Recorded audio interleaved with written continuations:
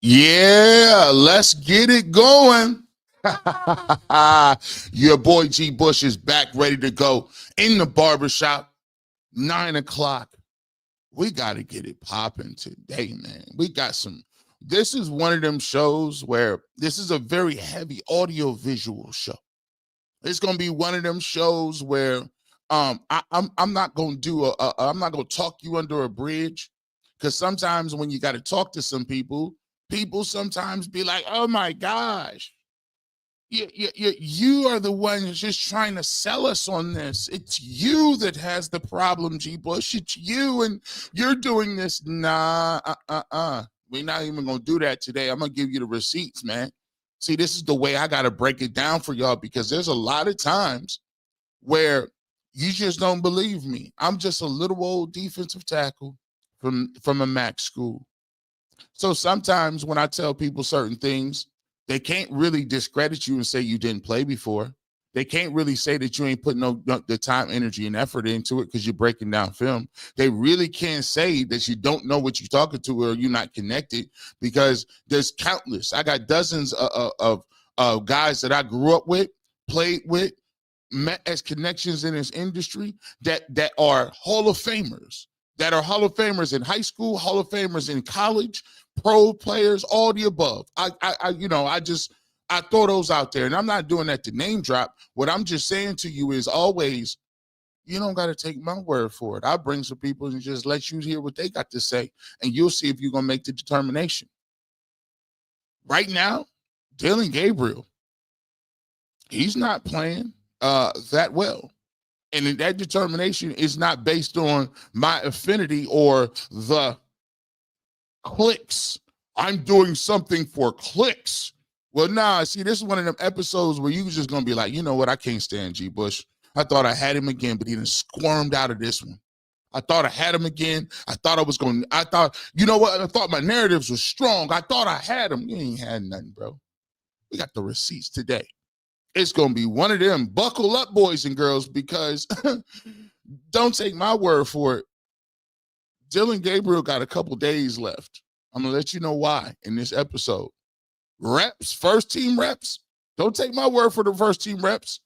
This saga is thickening for the first team reps. We'll get to that too as well. And I'll give you a timetable for when I think there might be some changes on the horizon. But like always, I bring the receipts so you can figure that out yourself. It's your boy G. Bush right back here in the morning in the barbershop. Let's get it popping. Oh, yes. Get your coffee ready. Boom. Get your coffee, your tea, your whatever you got, whatever you doing, get your strong coffee, because this is one of them shows today. I need you to dial in, get your earplugs ready to go. I need you to get your thinking caps on. This is a thinking man show. Today, I give you visuals. Today, I give you my thesis statement. Today, we go through why I believe that it could be coming up really close. This Patriot game is big time. This Patriot game coming up tomorrow is a big part of how this season rolls and moves. Now, today we go through Dillon Gabriel, and a lot of people been talking. As I said, a lot of people been talking, and they want to make it like there's a narrative out there that you're rushing Dillon Gabriel off the sticks, that you're not being fair to Dillon.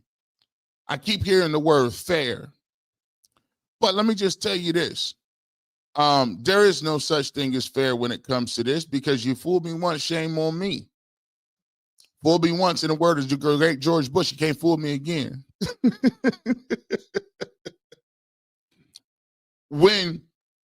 And this is factual. Let's get down to it.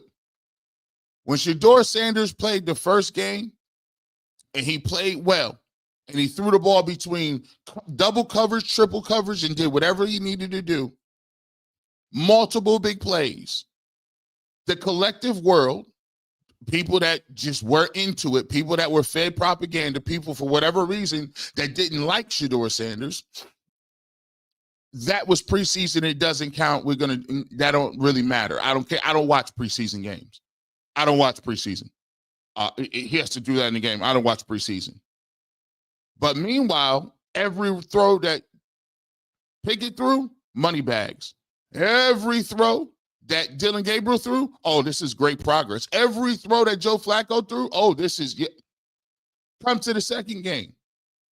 Come to the second game. All of a sudden, oh, Dillon Gabriel gets an opportunity against Eagles. He didn't play well. All of a sudden, well, the Cleveland Browns, they put him in a position where they trust him more. I had people writing articles. They trust him more because actually they put him in more difficult, empty sets, and they threw. Bro, you had a pick and a turnover, right? But that was cool. Shedeur Sanders took some sacks, right? Against the Rams with the guys that's playing for Giant Eagle playing for the grocery store league. Guys that's going back to get their masters right now. Not in the league. He took 5 sacks. Documented. Well, this is the reason he went in the 5th round pick. This is the reason he's not playing. They should get rid of him. Okay, cool.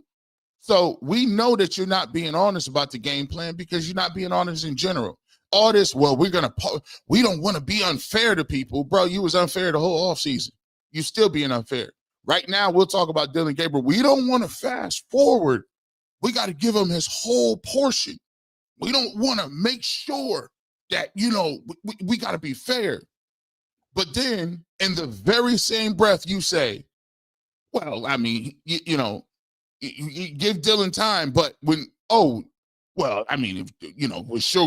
gets in this last 4 games, they're going to, whatever that happens, they're going to still draft a quarterback, in 26. They do it every single time. You want me to be patient here, but in the very next breath, before Shedeur even plays, it's, we're drafting a quarterback anyway. I'm confused. It's, you got sacked 5 times in a game that didn't count with linemen that are horrible, but now you got starting linemen. Now you play with the first team. You've been getting reps since day 1, but you took 6 sacks against Pittsburgh, and that is not your issue? Ain't no problem? Okay. So let's just be clear. It ain't never going to be intellectually honest because people will do these mental gymnastics. And by the way, the reason I am the way I am is because when I tell Shedeur like this, I feel like low-key I'll be sitting there talking to him. See, what y'all don't understand is I lived in this area. I understand the Browns fan base intimately. So when you guys are confused about what they're doing, I'm not confused about what they're doing. They've been doing this forever. So when I'll be speaking directly to you. Hey, dog, here's what you need to do. A lot of people say, G. Bush, why you be? No, I'm speaking directly to him. I'm trying to tell him how these folks operate. You may not understand it because you ain't been in the game in this messing around with these Browns folks all the time. I'm gonna tell you how they move, and I'm telling Shedeur Sanders, if you think you're gonna get the same fair shake as Dillon Gabriel, do not be confused. And by the way, I'm not the only person saying it. And so today there's a bunch of people that want to tell me, it's just you and you guys are the conspiracy theorists and you got, we're going to show you today it's just not the conspiracy theorists. These is top people. It's just G. Bush and he's pandering to those guys for clicks. Well, here's these clicks and they all coming from other people besides G. Bush. Discredit them. I'm going to give you receipts from all these other folks. Brody's bottom line. Kevin, don't like Shedeur. Let's just keep it 100. Well, a Browns former first-round pick and legend said the same thing. I got the audio. Enough about me setting this up. Enough about me setting this up. Let's get to this. Joe McKnight, Johnny Unitas Golden Arm, remember, not need any first-team reps to succeed. It would be a movie. Can't wait. Don't get mad at me. It's all on tape. I'm just letting you know. Don't get sad at me. I'm just telling you what I saw. And unlike everybody else, I don't do narrative-based content. I just show you the receipts. Let's get right off into it. I know this is a little heavy for some people. Let me get my coffee together. I know it's a little heavy early in the morning. You say, dang, this G. Bush, he be here about 9:30, 9:45. He ain't got the nerve. He got the nerve to be ready to go at 9:12. He got the nerve to be ready to go. This going to hit different. Get ready and sit down and get ready. This going to hit different. I'm telling you this.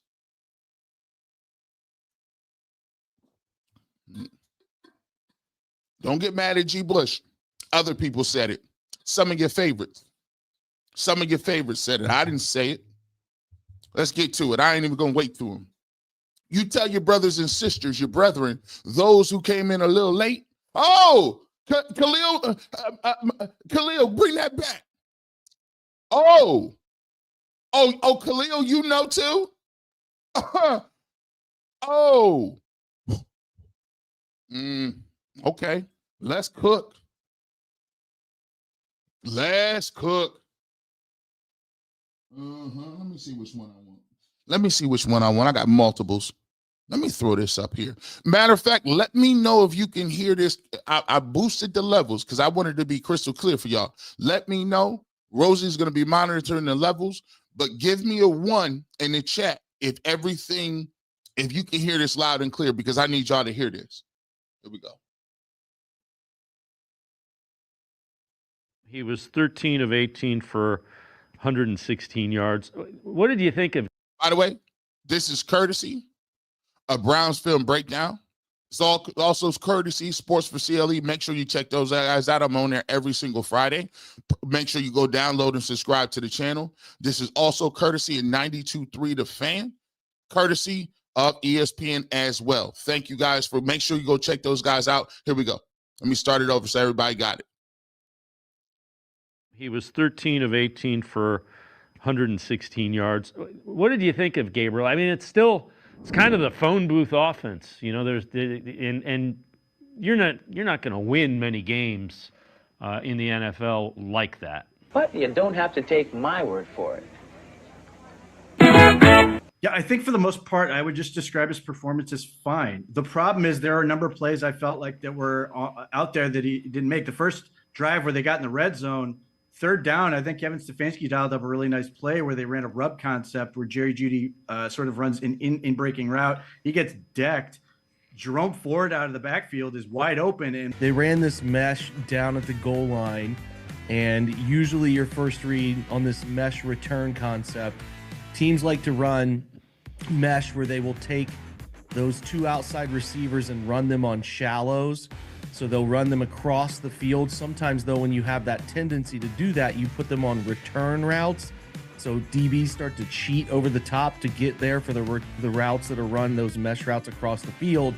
So they'll return route run with them, and then you'll run the back on a sideline route called a rail route. And if you identify that it's man coverage and the guy inside is chasing the rail route, you got to throw it. You got to be ready to throw that to the back if it's man coverage. And he just never saw it there. So there are several examples across the game where I'm taking folks through like, hey, these are the issues I'm seeing. He's not reading it the way it should be read. He's missing open opportunities. And like, if you get a clean quarterback game in that game, it's not hard to see the Browns approaching like 45 or 50 points. I mean, there are just points left on the field from the passing game in this one. That's a missed opportunity. But those are the type of plays they need to be able to hit because they're wide open, they're scripted for you, and they're there to be had. But you don't have to take my word for it. Okay, they took it away. Oh, this is just a bad ball by him. That's a touchdown. See? He missed. That's what's that? That's what 3-4 misses we talk. Yeah, we showing the misses. You know, look right here. This is as wide as open as they gonna get, and he missed this one. That's a layup.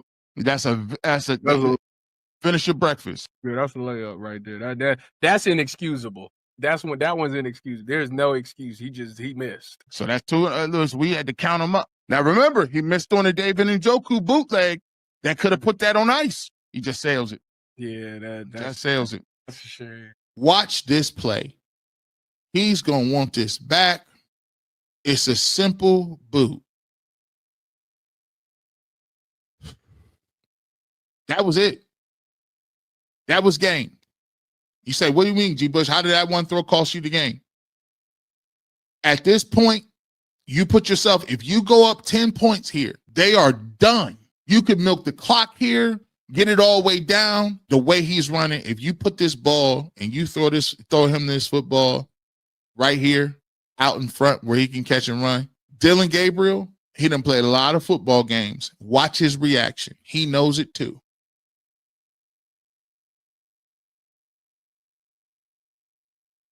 I also had some questions with Dillon Gabriel in terms of his awareness. Here is an example of just kind of not processing man-shaded coverage underneath. This ball is as clearly interceptable as any football he's thrown this year that just goes right through the DB's hands for some reason. Now listen, don't take G. Bush's word for it. These is other folks. I need the same clown conspiracy theory talk with this. See, that's the difference between me and y'all. I didn't say it. They said it. Discredit them. I mean, I'm giving you now. This is why you got to come with audio visuals. This is the reason why I just refuse to talk to people, because if people don't see it, it didn't happen. If people don't see it, it didn't happen. So this might not be for everybody, because this is showing you the way the sausage is made. This is showing you, oh, maybe G. Bush isn't out here railing on Dillon Gabriel. The fact of the matter is, I never said nothing about Dillon Gabriel's character. I never said nothing about him being a human being. I never said anything about his readiness. I've never said anything about his processing.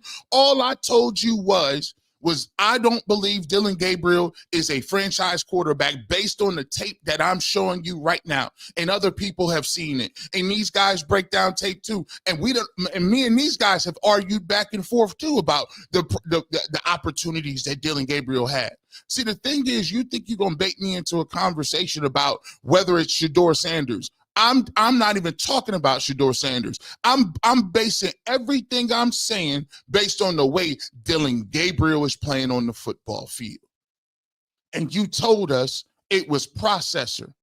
But look at what we've already talked about in this short film. Lack of processing, awareness. Those are tropes.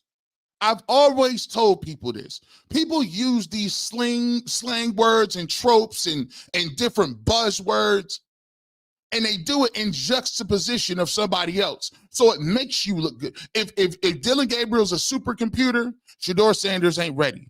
If Dillon Gabriel came from an offense in Oregon that wasn't a pro-style offense, then they turn around and say Shedeur Sanders didn't even play in an offense that was even predicated to the NFL. How you gonna say that? You know who his offensive coordinator is?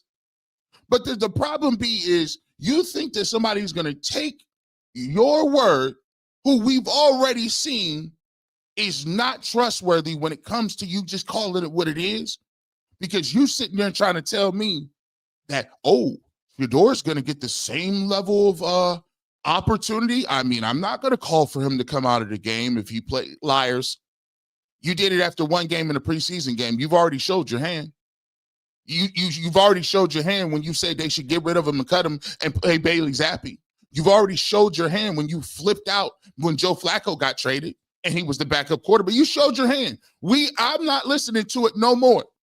Now let's continue down the yellow brick road. It's 1,900 people in here. Hit the like button, but don't take G. Bush's word for it. These is your people. These your people who said this. Let's continue. There's certain situations where I'm starting to get a little bit discouraged with what I'm seeing from Dillon Gabriel in terms of just the elements that he was supposed to bring to the table. But you do want to see some growth in these areas, and the areas where he's supposed to be effective. He's supposed to be smart. He's supposed to be a good processor. Browns offensive coordinator Tommy Rees with his thoughts on improving the downfield passing game with Dillon Gabriel. We just got to trust it. We got to put him in the right spots to, see the coverage, trust what he's seeing, let it go. This is like Frozen. Let it go. Let it go. He got to trust what he see. You talking frozen now? I thought supercomputers, I calculate a over shoulder throw right now. DG 2021 Skynet, best computer of all time. I see man open throw touchdown. Dillon Gabriel supercomputer 35,000 Intel Pentium processor. Now you telling me he ain't letting it go? After all that computer talk, after all that TI-86 talk, after all of that, you just made him, after you said he was an engineer at MIT, he got his undergrad in aerospace dynamics, all of that, and now you telling me he got to trust what he see, just let it go? I think it's funny. I don't think it's funny because I didn't say this. G. Bush didn't say it. Offensive coordinator Tommy Rees did. Now you call him a hater. You call him, is he doing it for clicks too? Huh? I didn't know he had a computer that he needed clicks for. Supercomputer DG 5000. I throw ball on time all the time. I am a computer. That starts with us as coaches. We got to put him in the right positions. We got to put him in the right positions during the week to make sure he has confidence in those plays. And then, he's throughout camp, throughout the preseason, he was not trigger shy on that stuff. I still don't think he is. He caught himself. He said throughout camp, I don't think he was trigger shy on that stuff. He wasn't. See, there's a difference between metaphors and real rap. You can look good and do all that nice, cool, little cute stuff in practice, but when you get in them games and them real bullets start flying, you out here looking crazy. By the way, Zapp and Roger coming up with computer love and predicting online dating is the wildest thing I've ever heard. That's 79, 80, 81. Listen, the fact that he had that, come on now. But your coach told you, Tommy Rees said, oh, he caught it. So I don't think he still is, that ain't what I'm saying. Now bring that back. I'm talking too much. I want to hear what I want you to say. Look, maybe Tommy Rees is saying the truth for clicks too. Maybe he just wants Shedeur. Maybe his people got a Shedeur Sanders 12 jersey as well. Let me see what Tommy Rees say. Don't take G. Bush's word for it. We just got to trust it. We got to put him in the right spots to see the coverage, trust what he's seeing, let it go. That starts with us as coaches. We got to put him in the right positions. We got to put him in the right positions during the week to make sure he has confidence in those plays. And then, he's throughout camp, throughout the preseason, he was not trigger shy on that stuff. I still don't think he is. We just got to give him the right looks and make sure that we're preparing him to trust those things and see him and let him go. Like there was one situation where Quinshon Judkins seemingly was open down the sideline, and Dillon Gabriel just sort of rolled and just kept running with it. Those are plays you want to see him make, and he's not pulling the trigger there. 2 deep, 5 under. I don't love throwing into the chaos of the middle, even though I'm recognizing there's an answer here with a clean vision to throw to him, and you'll see another one. But if this corner, if neither of these two guys chase the rail route, guys, nobody's going with it, and this is your left side read, flip it to the running back. This is your process of elimination, right? This is courtesy of Brown's Film Breakdown. If you want to watch a really good breakdown, go check out Jake Burns, Brown's Film Breakdown.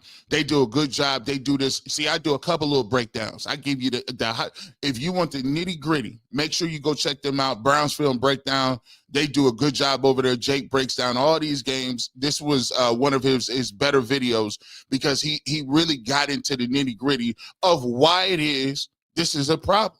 Make sure you go check that out. And as you roll out, Dillon, you're looking at it right here. He's looking at it. His helmet tells me he sees him. What are we doing? He's still open. Still open. Still open. What are we doing? He's looked at it. He's had to see him. We run for 4 yards instead of giving him the football right here and probably making a move and getting into the end zone. And if not, it's at least a 9-10 yard gain. This is rough. Young quarterbacks I don't mind them missing because pressure distracts them. There's no pressure here. There's no pressure. Everything is taken away. This is why this is important. Is because if you don't show people, it never happened. Joe or Dan or Mike or Larry or Jennifer or Sarah or Tony, they at home with a beer, getting nachos and chips and dip between quarters and halves and plays. And they're going to tell you, oh, you just said he's playing back because you just want the next guy to play. No, here's what we're going to do. We're going to give you other people. Don't pay attention to G. Bush. I wouldn't want you to get really sidetracked by what's going on the football field. I wouldn't get sidetracked by what's going on in the football field. I'm basing this on one person's play, not somebody else that's sitting behind him. Strictly. Let's continue. Watch how exasperated his voice is. Huh? Middle of the field. You're looking at it right now. You see the eyes are going in the direction of the player that Miami has blown the coverage on. Again, he looks at it again right here. He has to be looking at it right. I don't know what we're doing. If you've watched a lot of Dillon Gabriel, especially in college, you're going to recognize from his game that aren't really the greatest, right? The tunnel vision, specifically when he breaks out the pocket, he has this tendency to break the pocket. He will look at one guy, and if that guy's not open, he's going to run, right? And he's not going to survey the field. It wasn't really a strength of his in college. It's not going to be a strength of his in the NFL. Now, hold on now. That wasn't G. Bush that said it. Now, hold on now. Now, Rosie, I know that I didn't say that, did I? No, I didn't. Okay, I had to wonder. Now, when I say it, it's maybe I don't know how many clicks they think it. I don't know how many clicks that people feel like is enough. Because what I'm saying is all it's all actual factual. It's all sitting right in front of you. If you watch the tape, and a lot of times that these are some voices. I know all of these guys. They're way more conservative in their criticism of quarterbacks. They are in a mode where, listen, we ain't gonna rock the boat too much on this. I'm gonna call it balls and strikes. I'm an opinion person. My emotions run high. When I see something and I don't like it, I don't like it. I'm not going to wait 3 weeks to say I don't like it. But let me ask you a question. Do these strike you as people that are Shedeurians? Do these people strike you as people that want to just see Dillon Gabriel fail? Are these people that could jump out as you as biased viewers of Browns football games? I've given you a smorgasbord of this, right? But listen, I'm going to keep it real. I'm just showing you. Maybe it's all of them doing it for clicks, or is they just seeing what they see? Because I've always told you over here, the thing that nobody can say is, I didn't show you. I'm showing you in real time.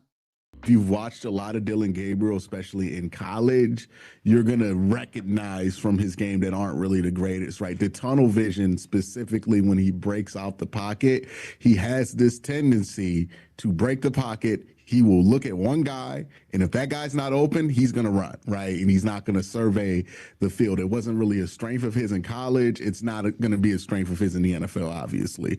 But you don't have to take my word for it. Studying the process is more important than looking at the results.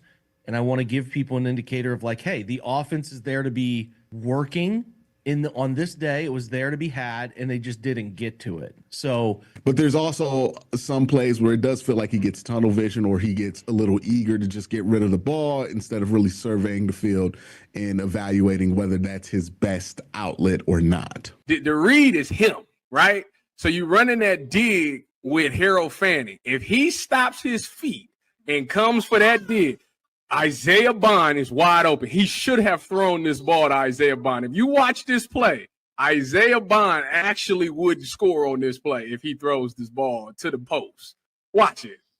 He's open. That's open. In the league, that is open. That safety got flat-footed. That ball should be thrown. Hey, what do we say? If you even, he's leaving. You leaving. So So the crazy thing is when I watched this play, when you sent it to me, I said, this took me back to the Shedeur thing. I want to throw the ball deep. Shedeur probably would have threw this ball. I ain't gonna lie. He's throwing this. He's throwing that right. Probably would have threw this ball. Now, Tyvis said, I didn't say it. The defensive back in college football, the college football Big Ten analyst that saw Dillon Gabriel play in college at Oregon, that does live shows in Eugene. The Big Ten, everybody, I didn't say it. I sent him the clip. You see what happened? See, I sent the clip to him. I said, Tyvis, you let me know you're a defensive back. You done seen it more than anybody. Maybe Tyvis is doing it for the clicks. I didn't know he was doing it for clicks too. Don't he got enough money and jobs? I could have swore he's on 5 days a week in Columbus. Big Ten Network, every college football game, Browns Radio Network. Maybe he's doing it for clicks too. Don't take my word for it. I'm just showing you. I'm trying to give you the Lord's plan. Bring this back because it's important. And if you're leaving. There's plays out there that are needed that could be had. But don't nobody want to talk about them plays. Let's go ahead and drop a bomb. Let's bring this back. I just want to be clear. I don't want no problems. I don't want no problems. He gets a little eager to just get rid of the ball instead of really surveying the field and evaluating whether that's his best outlet or not. The read is him, right? So you running that dig with Harold Fanning. If he stops his feet and comes for that dig, Isaiah Bond is wide. Now, are people that clueless that when people say Dillon is not an NFL quarterback, they have to be an anti or Shedeur fan? Like that's the crazy part about it. The thing is, the reason I put this together was, you if you want to just discredit me because you don't like my messaging, you don't like the way I say it, you don't like the way I deliver it, you don't like the packaging with it, that's cool. But you can't discredit all these other people, can you? And they ain't even Shedurians. Is Tyvis now a CU uncle? What? I didn't even know that. Let's finish the play. Wide open. He should have thrown this ball to Isaiah Bond. If you watch this play, Isaiah Bond actually would score on this play if he throws this ball to the post. Watch it.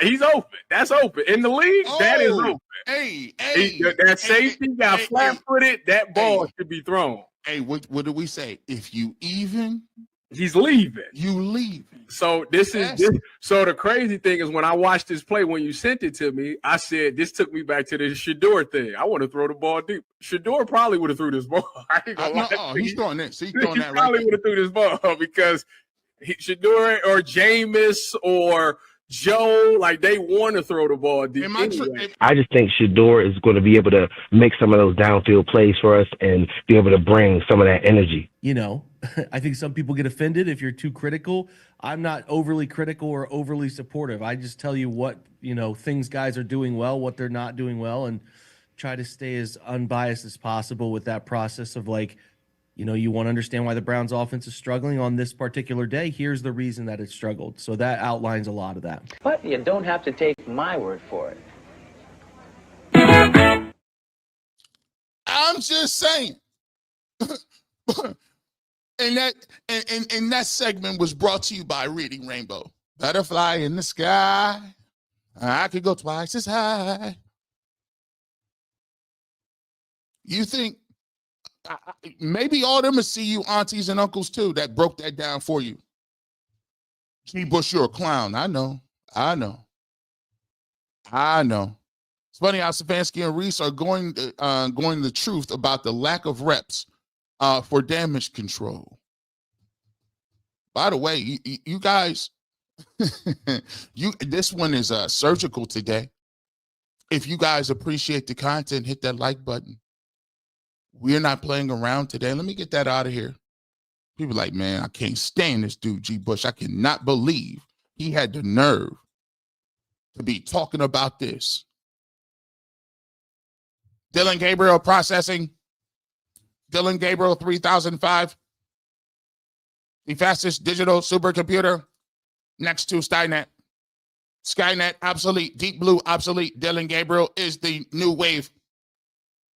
Completion percentage. Processing. Maybe Dillon isn't the one that's ready. You ever thought that?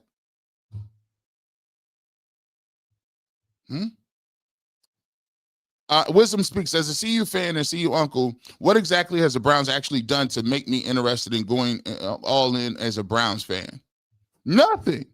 They really ain't made you go. They ain't gave me nothing to go all the way in. I just was born into it. You ever say, hey, you don't get to pick your parents? It's kind of one of the things with the Browns. You love them to death, but you didn't pick. I didn't pick to be a Browns fan. I just woke up and lived in the shadows of the Pro Football Hall of Fame in Canton, Ohio, and an avid father who was a Browns fan, and my grandfather was a Browns fan, and my grandfather, and this was just me, right? Who ordered the code red? By the way, we're not going to slow the momentum down. This is one of those. We're not going to slow the momentum down. Let's talk about these first team reps. Let's talk about these first team reps. Let's talk about the first team reps. Dua Lipa could sing that song. I imagine like some sort of salts, like some Latin thing. Let's talk about the first team reps. Let's talk about the. Let me tell you something. But I will give Mary Kay credit. What? You gave Mary Kay credit? What? I know it ain't for everybody. A little too early for that. Let's talk about this. Let me show you something.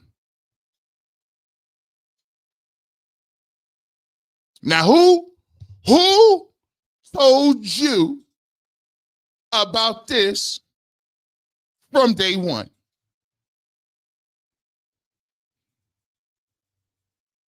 Who told you about this from day one? How Dillon Gabriel must open the Browns passing game, especially with fellow rookie Shedeur Sanders ready. Hold on. Ready for his turn. I told you when this one was surgical a little bit. Y'all done woke up. They said, man, this dude, G. Bush done got the X-Acto knife. You notice the name Ready. Ready. Now, let me ask you a question. What happened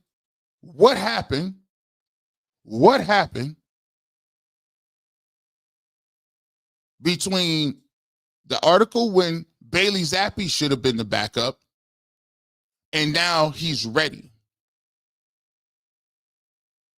Well, there's a thing. Remember when I talk about political calculus?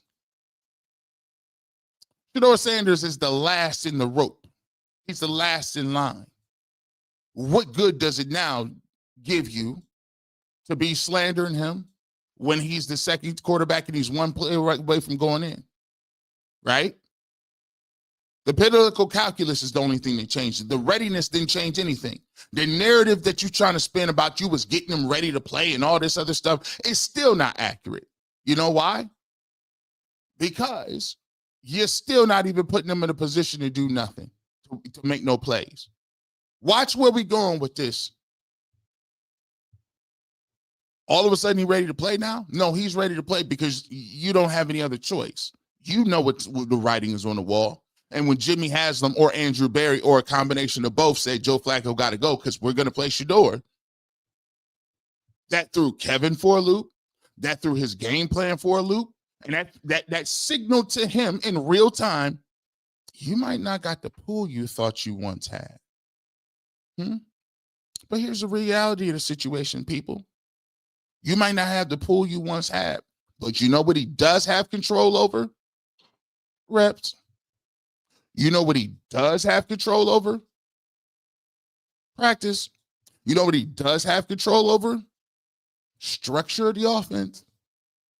So yeah, if it's up to Kevin, he's going to do everything in his power to make sure Dillon Gabriel succeeds. Because you know what? That's his pick. You ever heard the old country, stand by your man. Stand by your man. It's a lot of loyal people out there. A lot of loyal women still standing there by their man in jail. Ain't never coming home. Still standing by him. He ain't got no job. Still standing by him. He physically and verbally abusive. You're still standing by him, and he tried to talk to your sister and your cousin. You're still standing by him. He ain't got no education. You're still standing by him, and you working 2 jobs. He playing Madden. I'm sorry. See this, G. Bush, you can't. You shouldn't be doing that. Somebody is standing by somebody. Don't you understand it? Pray for y'all.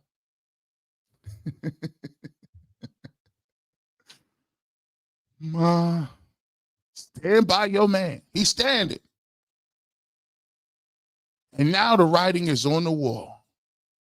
Oh, hold on now. Oh, hold on. Now the pressure's on ESPN Cleveland. Pressure's on. Tony Rizzo is applying that pressure. He's applying that pressure on you, fam. He says it's bad preparation to have 2 rookie quarterbacks and not have your backup quarterback not get reps in case he needs to play on Sunday. Do you agree? I'm not going to even answer this one. I'm going to sit this one out. I'm sitting this one out because there's more receipts. G-Bush, you got more receipts? I thought you only give us 1. You got multiple today? Oh, I told you this ain't for everybody. I know the numbers might be a little low today, but they're gonna catch it on tape. This is a 3-0. This is gentleman's 3-0. This is gentleman's 30. You gotta, when you catch this, it's like Great Hill Deluxe. When you catch this on film, it's gonna look worse. When on the video on demand, when this come out, this is 30. This is 30 right here.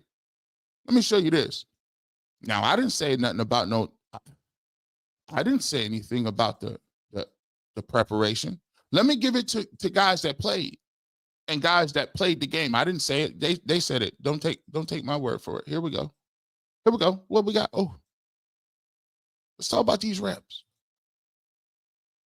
Let's start with this. Is there any issue with the backup not getting first team snaps here when Dillon Gabriel is your starter? I thought that Kevin Stefanski said earlier in the year that he is focused on the development of all of his young quarterbacks. Isn't that what he said? He was focused on the development of Kenny Pickett, Dillon Gabriel, and Shedeur Sanders. That's what he got us.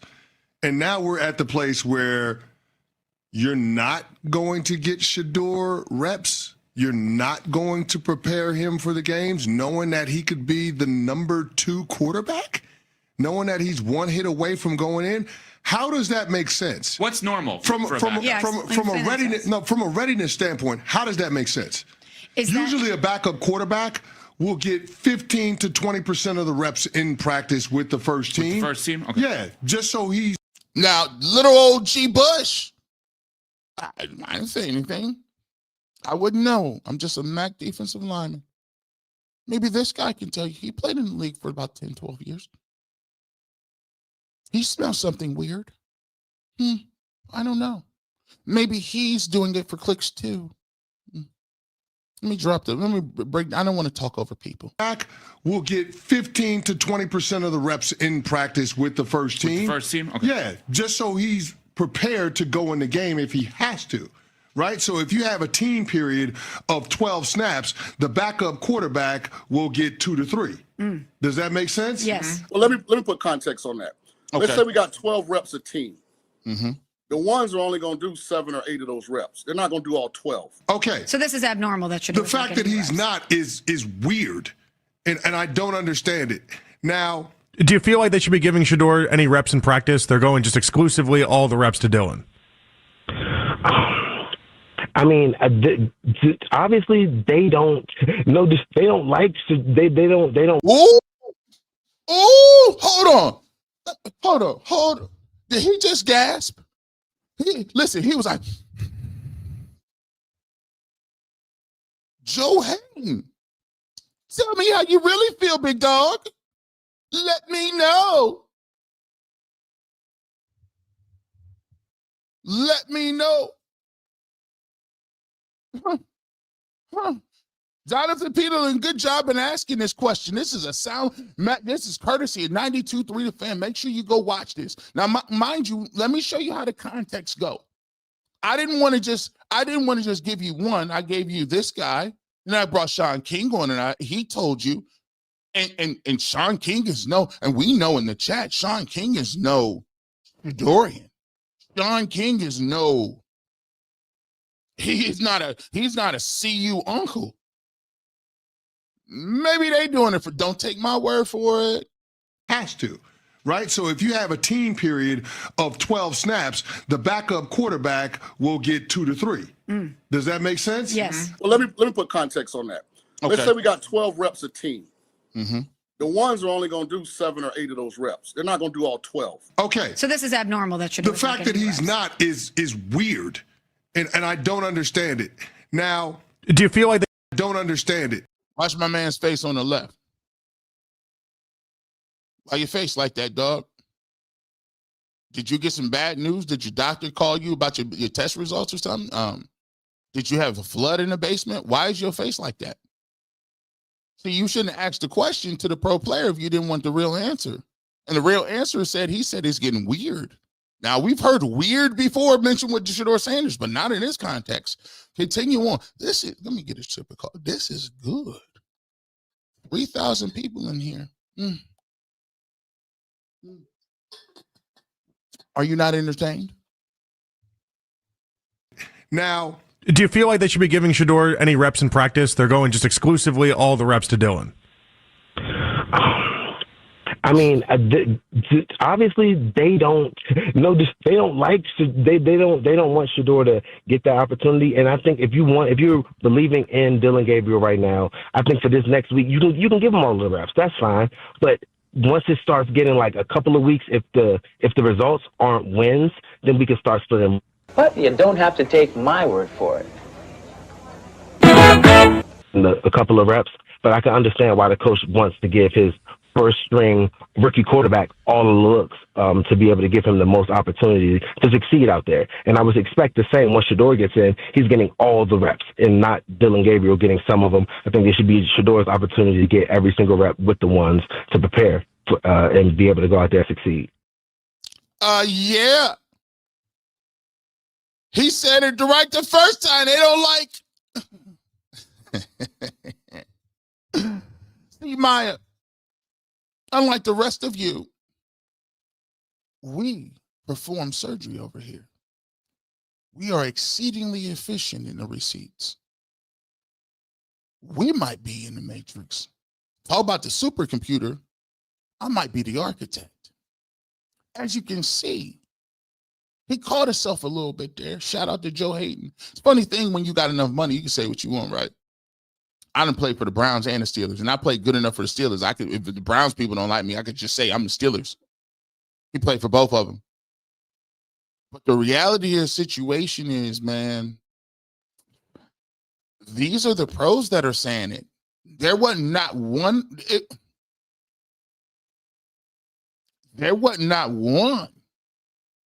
little G. Bush comment in there.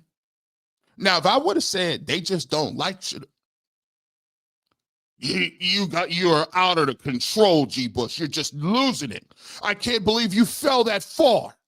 You used to be middle of the road and safe to listen to. Now you're just doing, well, don't take my word for it.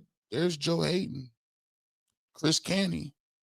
And Chris Canty played for the Ravens. You think he care anything about, Joe Hayden played for the Steelers too. You think they care about, they rich? You think they want, Now let me show you this too. But here's how we're going to play it. And I love what Joe Hayden did right there. Love what Joe Hayden said right there. He said, once you move from Dillon Gabriel and you go to Shedeur Sanders,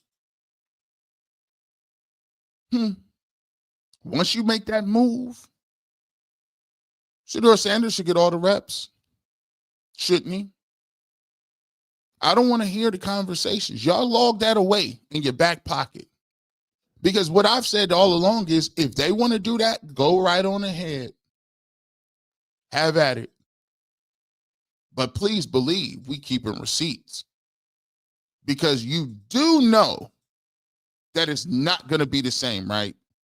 You do know that if Shedeur Sanders comes out and plays like Dillon Gabriel or anywhere close to it, they're not going to give him the same grace. They've already showed you that right now. How can I take somebody as a fair and honest arbiter if you want to fast forward his reps the whole time? Oh, you didn't think? You didn't think? If you corner anybody and you ask them, they'll talk themselves down a rabbit hole and get to a point where Dillon Gabriel is going to play the whole year because they think that he's their guy, and Shedeur Sanders is not going to play the entire year. And then next year we're going to get another quarterback, and then we'll go from there. They're not even interested in seeing him play. They're lying if they tell you that, because they always jump. We're going to give Dillon a shot, and then when it comes time for Shedeur, we'll give him throw him a couple scrap games. Just to see, because it don't really matter. He's a 5th-round pick. It happens every time. Oh, you didn't think that's what the thought process was? Why do you think they traded Joe Flacco?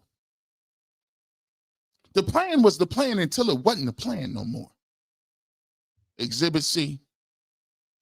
Exhibit C. Exhibit C. Shout out to Tony Grossi. He even made the rundown today. Tony Grossi made the rundown.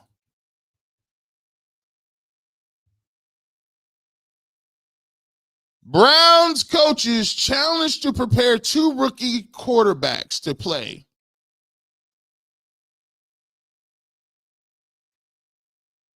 What do you mean you're challenged? How are you challenged? I just brought you 3 pros up here that said all backup quarterbacks get them reps. I brought you 3 of them. So how is it that the Cleveland Browns, one of 32 NFL teams, are the only team challenged by this? How is that a challenge when this is a prerequisite? Can you be challenged by saying that we have run plays in our playbook? No. All teams have run plays and pass plays. Challenged. The reality of this situation is the reason why Mary Kay has this is because, and she said that earlier, the Cleveland Browns understand one thing. Kevin Stefanski understands one thing. I am attached to Dillon Gabriel. My career is attached to him. Because when you go out and you make all kind of, and you're leaking articles and you're telling every beat reporter that'll listen how smart, intelligent, the greatest quarterback in the world, and you pass on Jackson Dart, you pass on Milroe, you pass on all these other guys, and you say, really, what the Browns' evaluation was, we heard all offseason, the evaluation was that Dillon Gabriel is X, Y, and Z. From every beat reporter, every time you heard it, he's so smart. He actually has a great arm. Actually, they even made him into a mobile quarterback. They made this man into a mobile quarterback like I didn't see him playing, like I didn't watch his film. They made him, actually, Dillon's going to be able to just run out there and move the pot until what? Until we saw the film? And so now, if you Kevin Stefanski, and I respect it, I just wish you would stand on business to say, Dillon Gabriel is my quarterback, and we're going to get him to play well. And you're going to give him every opportunity to keep this job. I would respect it. I would respect it. But guess what? We talk about I got to get 2 guys ready. You ain't getting none of them ready. You're not getting none of them ready. Brown's the new days of our lives. Of course it is. It's Victor Newman. Like the sands through the hourglass, so are the days of our lives. Da, da, da, da, da, da, da, da, da. Boy, all we missing is Miss Chancellor. You're not challenged. Lines have been drawn. Who on the staff supports Shedeur like Kevin supports Dillon? Zed Mack, who traded Joe Flacco?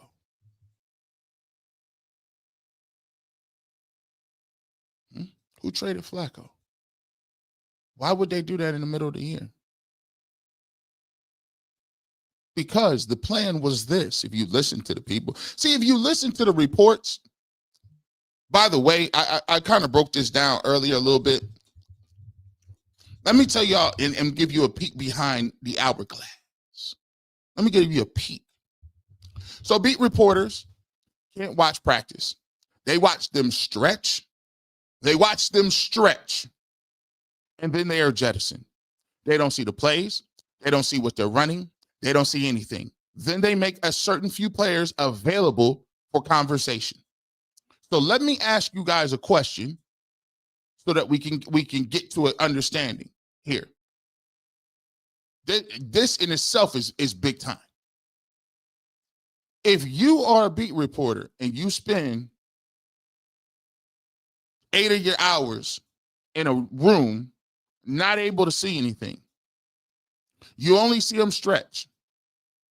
You don't see them practice. You don't see them play. You can't take video. You can't do any of that. And then you're open to then talking to the players after the game, after practice. How do you know who's good, who's developing, who is even starting or doing anything? You didn't see any practice. So how is it, can you tell me definitively somebody's either developing or not ready? It's impossible. And then the only information you're getting is from the same organization that kicked you out of practice that won't let you see it. So I'm supposed to trust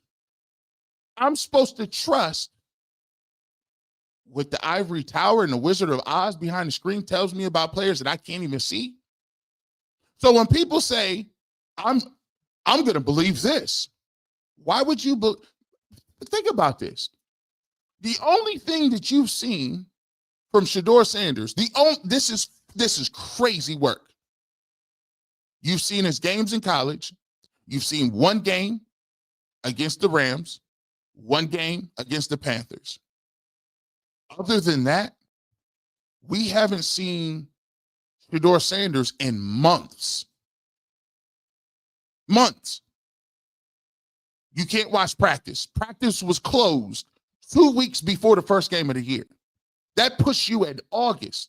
You have not seen Shedeur Sanders perform on a football field since August.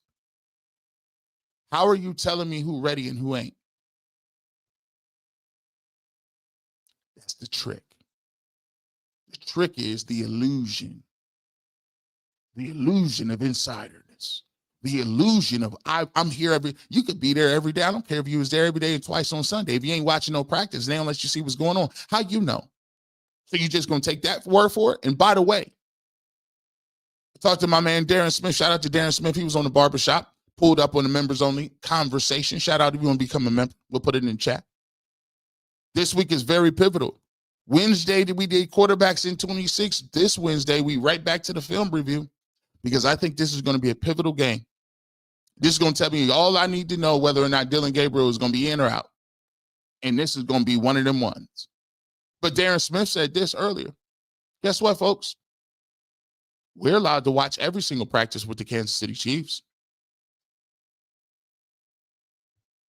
Every practice. They just can't record.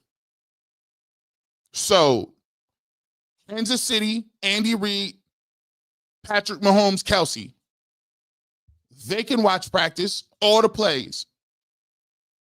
But somehow the Browns is a lockdown compound, Area 51 in Berea, because why? We're so explosive that we don't want our blueprints getting out.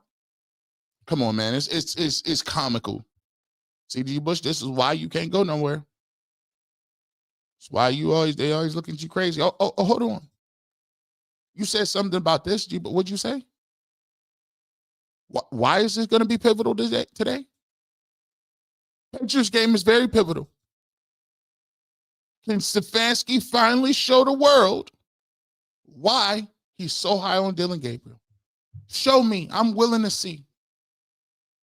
I know last week we ran a lot of Wildcat. We pointed out some of the things that hit a little different. But we're going to see, right? Oh, let's take a look at these receipts. Courtesy of ESPN. Got a couple of receipts here to look at, if you don't mind me, right?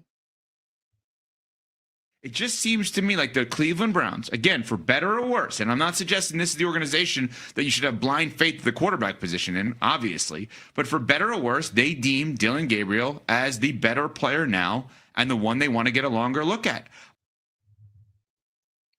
Well, obviously, my good guy, you haven't watched the whole rewind the tape and we'll go over the film session with you. I understand you're national. You don't have time to go over film. Who needs to know about any receipts in film? But go ahead, right? They've deemed.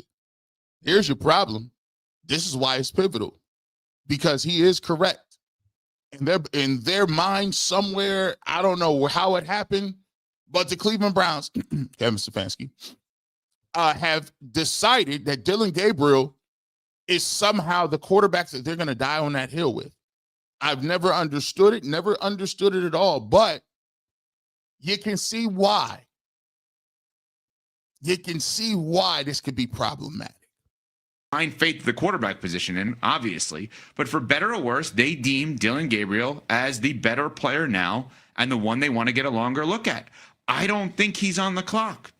You guys do? You think if Dillon Gabriel has a kind of blah performance against a really smart New England defense? He done already started. Man, listen, these people are masterminds at the school of deflection. I mean, I don't know where the school of deflection that they got. Remember everything is this. Listen, this is why this. I don't care what y'all saying. Maybe they're saying this is surgical. Everything I say weaves and goes, and exactly, you got to listen to the first verse to get the second verse. Remember what I said about the not being honest arbiters. He starts with for better or worse, this is the Browns' evaluation. Then he goes to, well, I understand Dillon Gabriel isn't playing well, but even if he doesn't play well, that doesn't matter. Then he moves from that to, because they like him so much, and it doesn't, what happens on the field doesn't matter, because now in 26 they're going to get another quarterback. It's the same script. Y'all in the same text chain? Are you in the same text chain? But the problem is when you get people to talk long enough, hit the like button. Watch what the lady on the side says. I don't know her name. The young lady on the side just blew the cover. She blew the cover. You can't be. She was like, I thought we talked about this beforehand. It's the same script. Let me start over. I'm not gonna stop it no more. I just want to show it. Like this. I mean, I feel like I've done shows with him before. I feel like I don't know. I feel like I've had podcasts with this guy before. Organization that you should have blind faith to the quarterback position in, obviously. But for better or worse, they deem Dillon Gabriel as the better player now and the one they want to get a longer look at. I don't think he's on the clock.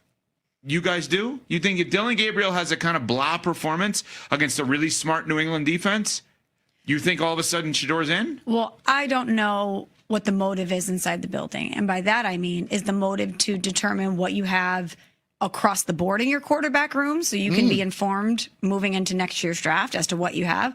Or is your motive to see what the guy who you drafted first in this quarterback room, obviously Dillon Gabriel taken in the 3rd round, Shedeur in the 5th, is to get enough runway for him to make a very informed decision on him specifically? And it feels like that's where we're trending, is that they want to make sure that Dillon Gabriel gets enough of a runway as a rookie quarterback being inserted into this position at a certain point in the season that they know definitively what they have in him, not necessarily in the quarterback room as a whole. See, this is what I could understand. See, this is the thing. When you cut, this is the screenplay we talk about. So we talk about actors on a string. Actors all playing a role. Even in plays, you ever see somebody and they say, you just broke character? It's every once in a while where you see people and they say something and it's almost like they take down the veil and it's real for like 3 to 5 seconds. Shout out to my man Darren Smith. For 3 to 5 seconds, they just get it.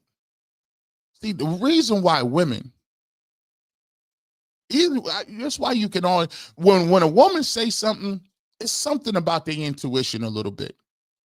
It's something about something. God give women something. It's just be in there. When you can birth children, when you can create life, I feel like God gives them an extra set of antennas and awareness. Because as a woman, you need to be able to create life. You need to be able to protect life. You need to be able to have that motherly instinct. You just know. I think my mom know every single time I do something. When your wife look at you and she look at you disappointed, you're like, dang, is she looking at me? Does she know? She said something that hit deep. See, a woman knows within 3 to 5 seconds if she messed with you or not. All that wearing you down stuff, I'm going to wear her down. I'm going to ask her on dates 5, 6 times. No. They know within 3 to 5 seconds if they like you and if you got a shot. It's up to you not to talk her out of it. But her intuition originally is, okay, I'm going to give him a shot. Watch how succinctly she puts this. She knows that in her life, somebody done tried to wait her out and wasn't it. Somebody tried to talk to her and she's like, he's a good dude, but it ain't it. He's a nice guy, but this ain't it. He's a cool dude, but he's more of a friend's box. Ain't no spark there. This spark that she gets, she says, I just feel like, yeah, that's their guy. Yeah. It's not to look at Shedeur. It's to give this guy enough runway to prove that he's somehow a guy. And she understands that trying to prove that you're a guy really don't happen all that often. Here we go. Bring it back.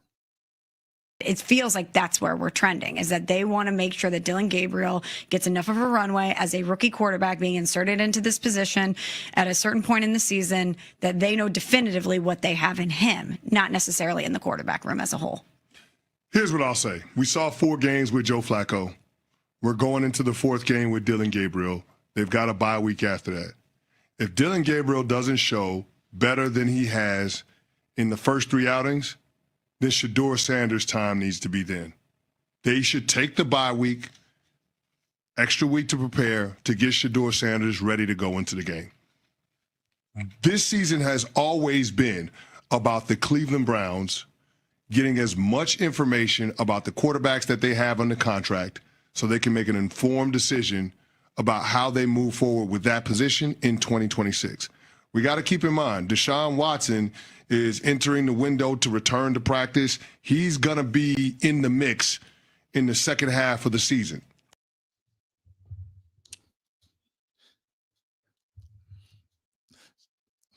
This is hilarious. So let me tell you all y'all out there. As much as they hate on Shedeur Sanders, they can't stand Deshaun Watson. They may think that Shedeur Sanders is flashy and they don't want to see him get out. But if you think they don't want to see Shedeur Sanders play, they don't want to stay. They don't want to look at Deshaun Watson. The level of vitriol that pops in people's head when they see Deshaun Watson is at the highest degrees. So for me, and as we deal with the young and the restless, General Hospital, guiding light, bold and the beautiful, even Passions. I don't know what Passions was. They had like this. That was a wild little soap opera, bro. Passions was crazy. They had magic and it was kind of weird. Strange little era. Here's the thing, though. I just like seeing people squirm. Because watch when they mention Deshaun Watson's name and watch the level of the face. Watch his face when he mentions Deshaun Watson's face. It's just, matter of fact, I need to make myself smaller. Make this bigger. Let me see what I can do with this. Let me do this.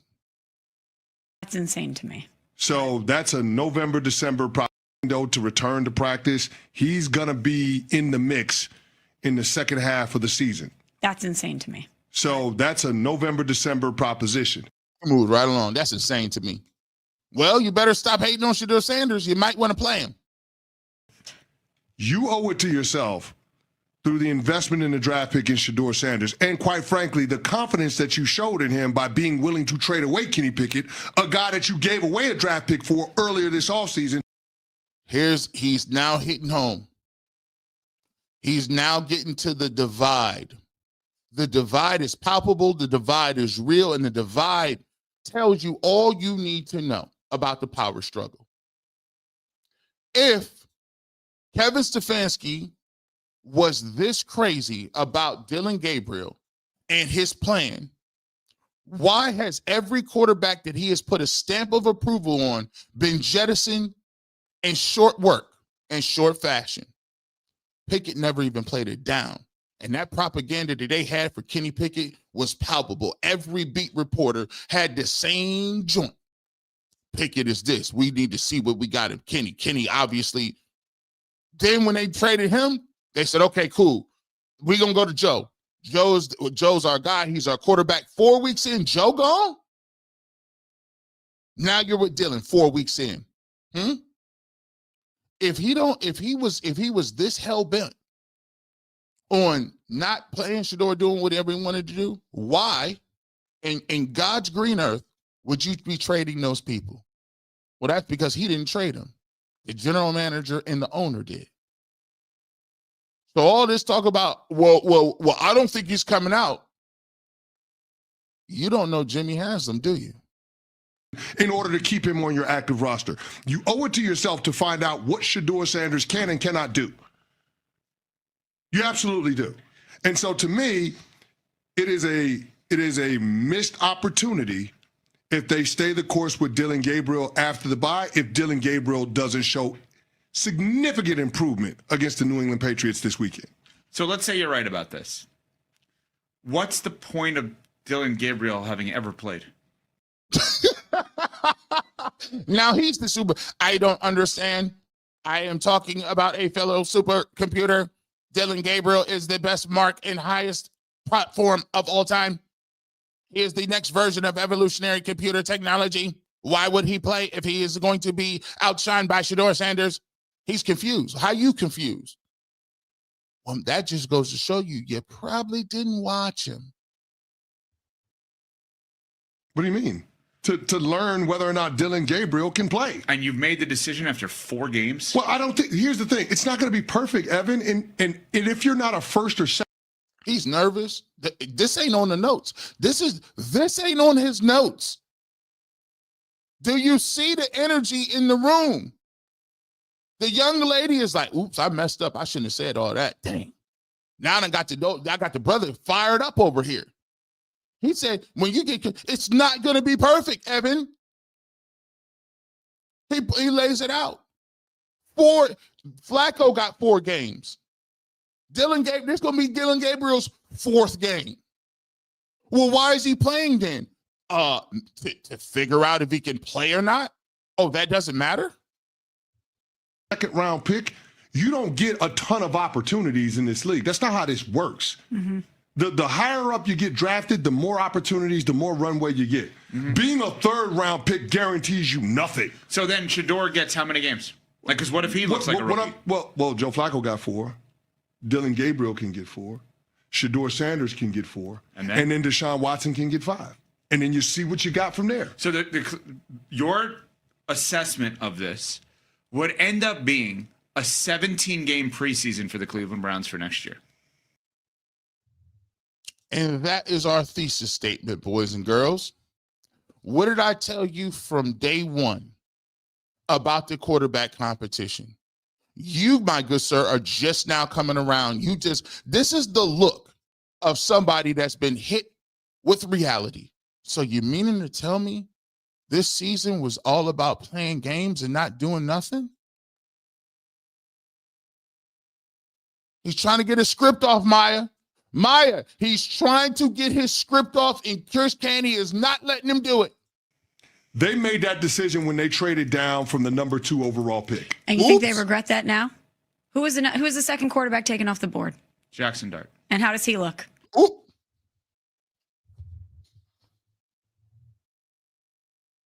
I wouldn't want to sit across. Listen, I'm not sitting across from her in a divorce proceeding.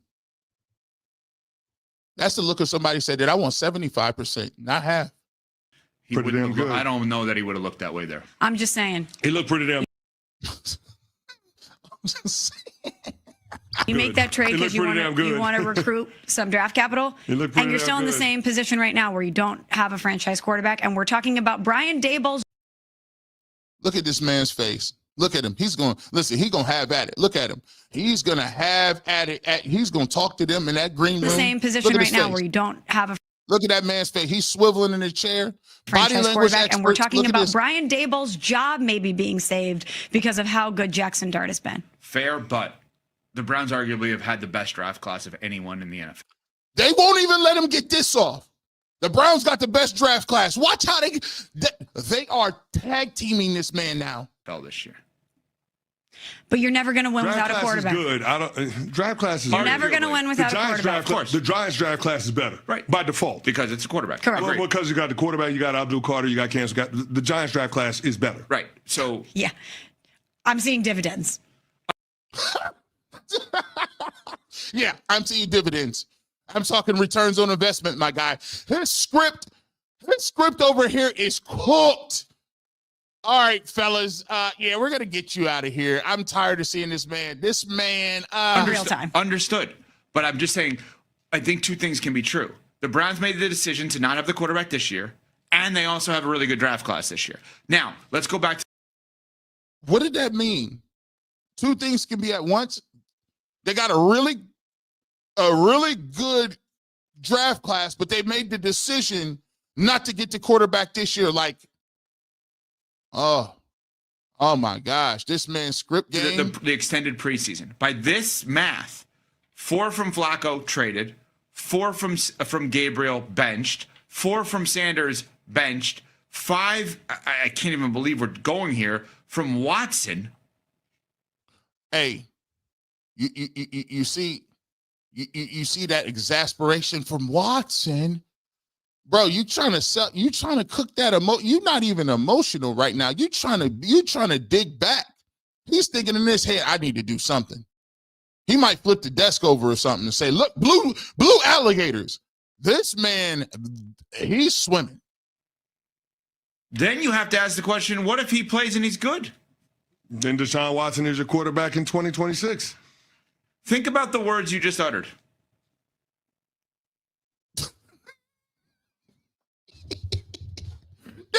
Look at the woman. The woman's like, I lost a lot of respect for you. I mean, you're taking L bad. Chris Canty's like, I mean, what are you talking about? That Deshaun, it's You're on not the going to table. move on. You're not going to move on from Deshaun Watson if he's good in the final 5 games. Is that the best scenario from them because they're paying him so much money for him to actually come back and be good? Because she's trying to save him.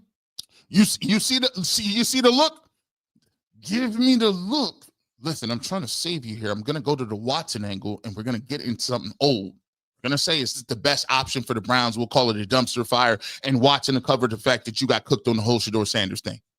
Look, come on now. it allows you to do what we've said all along. Harry, look, you see his boy? You know what? You know what? You know what? There you go. That's what we... Which is, imagine if, and we did it with Gabriel and Sanders, imagine if you find a quarter. Oh, now he's moving along. He's moving along. Okay. We got to get you up out of here. We're done watching you. I just wanted y'all to show what it. I just wanted to show it. Y'all been really good sports. I want to get to your comments. I told you we wasn't gonna play too much. We weren't gonna do too much. I just wanted to show you. G. Bush didn't say none of that. I usually come in here and tell you two hours about how I feel. I just wanted to hold the mirror up and say, maybe all these guys are pandering. Maybe I wasn't the only one that said, hey, if you don't do anything this game, they're going to look at doing something during the bye week. Mary Caden said he's ready. You're looking around and saying, bro, what are we talking about here? You try to float the idea that Dillon Gabriel can come out here and look bad against the Patriots, and all of a sudden it's predetermined and it's nothing, no cost, there's no issue, there's none of that. Come on, man. You tried it. But there's a thing called a barbershop. We're on Saturdays, and we don't really let you get that off over here. We don't. We got you. Let's get to some of your comments. We got some folks in here that want to talk. Boy.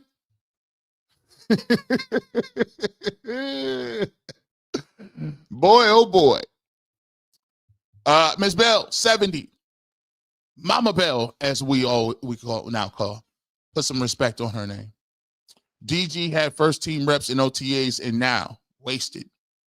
By the way, Dillon Gabriel has received, and here's the reason why my evaluation is the way it is. Dillon Gabriel has received first team reps since he stepped onto the field.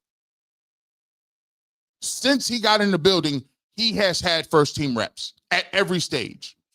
Rookie minicamp, all the first team reps. Training camp, first team reps mixed in with Flacco and your boy Kenny Pickett. Off season, he's gotten reps all the time. When Joe Flacco was the first team quarterback, he still received first team reps. So he's talking about, well, I think they need to give him a runway. How much more of a runway you need? You've been getting first team reps since like August, May, June. What are you talking about? Another Browns quarterback competition next year. They be doing that. And look, and here's another thing that I hate. They be doing this and they be thinking it's real tricky. You know, I would say that we all believe that if you would have told us before the season, I think we all would have said, I think all of us already knew. No, you don't speak for me. I didn't say anything. You said that. I don't believe what you just said. You can't just all me in and then go right to your next point. All of us already knew that they were drafting a quarterback. No. I never advocated for that. As a matter of fact, I never advocated for your quarterback competition this year. And what you're trying to do, this is how things happen in life. Politicians do this all the time. That's why they tell you don't talk about politics. Because when you don't talk about it, the people that are dumb enough to keep falling for the same tricks won't ever hear and see why this is a dumb trick. You do one thing, And people's attention span is so low that they don't even remember they screwed it up. The same thing they screwed up before 4 or 5 months prior. You screwed up the quarterback competition now, but you already is planting seeds that you're going to go do it again. That I know that I'm screwing up the quarterback situation in real time right in front of your face. But I'm going to also tell you that we're going to draft another one next year. And you're so dumb that you'll be arguing back and forth about who's good, who's not first team reps, so that they can excuse losing, excuse looking bad, and then go right back again and trade for a quarterback. And I'm undefeated on that talking point, because right now your excuse for why you think the quarterback ain't the problem, or why quarterbacks, or why this offense sucks, is because you have no linemen and you don't have receivers. All of a sudden, after I told you for 3-4 years you don't have linemen and receivers, now you want to come to the conclusion now because you're at your last option. So now it's time to blame it on that. Do they have them? No. You know what it takes to get linemen and receivers, good ones? High draft capital. You have 2 first-round picks, but you're already going to say it's a foregone conclusion that the Cleveland Browns, even after not even playing one of the quarterbacks they drafted this year, are now going to go back into next 2026 draft another quarterback. You know how you got to do that? You got to use high draft capital. To get a quarterback inside the top 10, it takes 2 first-round picks and something else, usually a second-round pick and a third-round pick. The Jacksonville Jaguars traded 2 first-round picks and a second-round pick for the right to get Travis Hunter at 2. If there was a great quarterback at the top of the draft class, that price is a premium. You may be talking 3 number 1s and a number 2 or 3. So now for the Cleveland Browns to take somebody who ain't going to change your life, you're going to draft a quarterback without even seeing if Shedeur Sanders can play and figuring out if the coach is the right person to even coach this quarterback. And you're going to draft another quarterback that's going to take 2 first-round picks this year, a first-round pick next year, and a second-round pick, and you have no offensive lineman under contract, none. You have no wide receivers. You talk about we got to play tight ends because we don't have receivers. And then you're going to put this guy in this Kevin Stefanski vanilla garbage playbook and then say, our offense isn't good. The rookie quarterback never had a chance. Why? Well, because they was in a quarterback competition. It was Dillon Gabriel, Shedeur Sanders, and the rookie quarterback. And he didn't get any first-team reps. Oh, you mean like we did this year?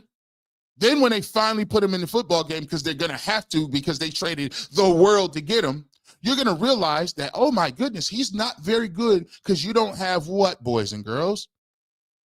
Linemen or receivers. And then you're going to say, this year was always a rebuilding year. I mean, what did you expect? It's a rookie quarterback with no linemen and no receivers. Kind of like this year, huh? And then you're going to talk about the coach being fired because they're going to be 2 or 3 in something again.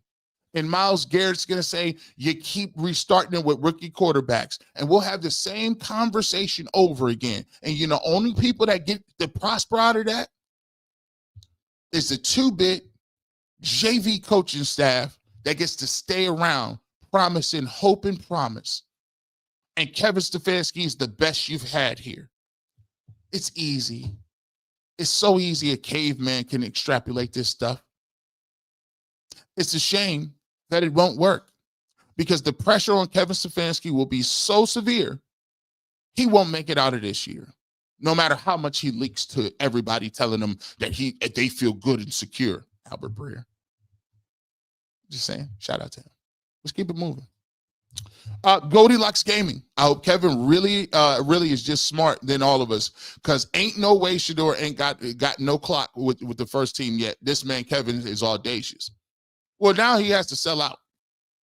He got to stand on it now, because if Dillon doesn't perform well, it's obvious that he's the one who staked his career on that.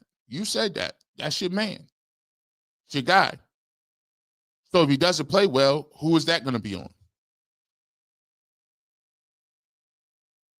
There's nobody else to blame. There's no one else left. All of them, their other teams are gone. Richard Wiley, did you see their faces like they drink some bad water down Kool-Aid when asked questions? You'll never had a good chemistry with your faces. Man. Face don't lie, man. Body language don't lie. There's sometimes I be unbothered. I be unbothered because I understand what it is. The unbothered nature of what we talk about over here is the fact that these guys act like they can make up. Bro, we see football games. The football games happen every Sunday. You're either going to prove yourself in or out. You can't talk out of it. And so this week coming up, we're going to see what happens because the bye week is coming up. And by the way, that's why I told people I'm not tripping. Kevin's been taking some of his mojo has been taken. Come on now. It ain't up to Kevin who's playing and starting. He's just the face of it. Ask Kevin what he think about the trade. Both of them.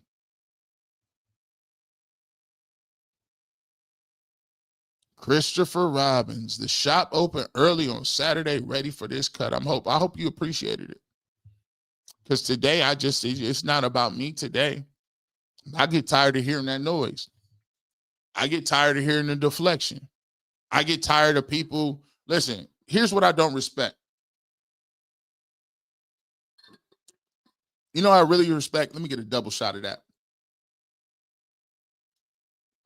You know what I really respect?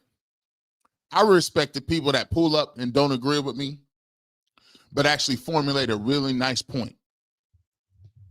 I love people that don't agree with me and pull up and say, G. Bush, here's my thoughts. Here's why I think you off base on this. And here's where I think that you should be a little closer to.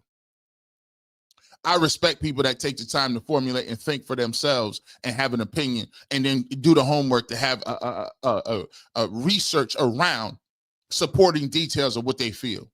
What I can't really respect is just calling ad hominem attacks. That don't do nothing for me. Calling me a clown or calling me, it's Big Circus, put some respect on it. Calling me, you're just emotional, or you're doing this for clicks, or you're in a cult, all that good stuff. Like, bro, I can't respect it because what does that mean? It just seems like you can't defend what I'm saying. You can't refute what I'm saying.